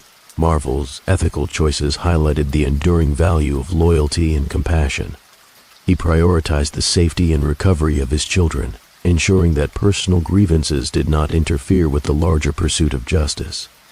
This moral restraint resonated with the audience, illustrating that true strength is often quiet, measured, and principled, rather than explosive or vengeful. Lena's failures, by contrast, underscored the devastating effects of obsession and self-interest, reinforcing the narrative's moral framework. Observers of the trial, family, neighbors, and viewers beyond the courtroom, witnessed a stark lesson. The collapse of trust and relationships is rarely sudden. It emerges from patterns of prioritizing self-interest over integrity. Marvel's composure and consistent ethical conduct became both a counterpoint and a guiding example, ensuring that the story's emotional resonance extended beyond suspense to meaningful reflection. After days of testimony, cross-examination, and careful deliberation, the court reached its verdict. The jury's decision reflected the meticulous collection of evidence, the clear moral contrast between the parties, and the undeniable documentation of deliberate actions. Lena Harrington was found responsible for the events that led to the tragedy, her sentence reflecting both legal accountability and the moral consequences of her choices. The courtroom absorbed the gravity of the moment. Lena's collapse, emotional, psychological, and social, highlighted the costs of ambition unchecked by conscience. Marvel's presence remained composed, reflecting the principle that justice is not synonymous with spectacle. It is the thoughtful culmination of truth, integrity, and resilience. The verdict became both a legal resolution and a moral lesson, emphasizing that actions driven by obsession carry consequences far beyond personal gain. Marvel's approach reinforced the story's ethical dimension. Victories achieved through measured, principled action may appear quiet, but their impact endures. The courtroom proceedings became more than a dramatic conclusion. They served as a reflection on human behavior, ethical boundaries, and the enduring consequences of moral choices. In the aftermath of the trial, Marvel reflected on the lessons the journey had revealed. Ambition must be tempered by conscience, trust must be guarded yet nurtured, and integrity is often tested most profoundly in moments of betrayal. The statement, "Some victories don't roar," they breathe, encapsulated the essence of the story. True resolution is found not in dramatic displays of power, but in the quiet assertion of principle, patience, and resilience. For the audience, the narrative offered both suspenseful engagement and meaningful reflection. Marvel's ethical choices, his patience in the face of personal loss, and his deliberate pursuit of justice provided a model for responding to betrayal with clarity rather than impulsive retribution. The trial's conclusion delivered not only emotional closure but also a powerful moral lesson. The consequences of unchecked ambition are inevitable, and integrity remains the most enduring form of strength. As the story concluded, viewers were invited to reflect, engage, and share their thoughts. If you faced a similar betrayal, what would your response be? They were asked. Encouragement to like, share, subscribe, and discuss moral lessons reinforced a connection between narrative, suspense, and audience reflection. Marvel's story had concluded legally, emotionally, and morally, leaving both the characters and the audience with a profound understanding of the stakes of ambition, loyalty, and conscience. The courtroom's silence after the verdict was both symbolic and instructive. Lena's public accolades were gone, replaced by the weight of accountability. Marvel's quiet strength, patience, and integrity stood as testament to the enduring power of ethical action. The story had moved from tragedy to resolution, suspense to reflection, and betrayal to the reaffirmation of principle. The conclusion was not explosive. It was enduring, thoughtful, and morally resonant.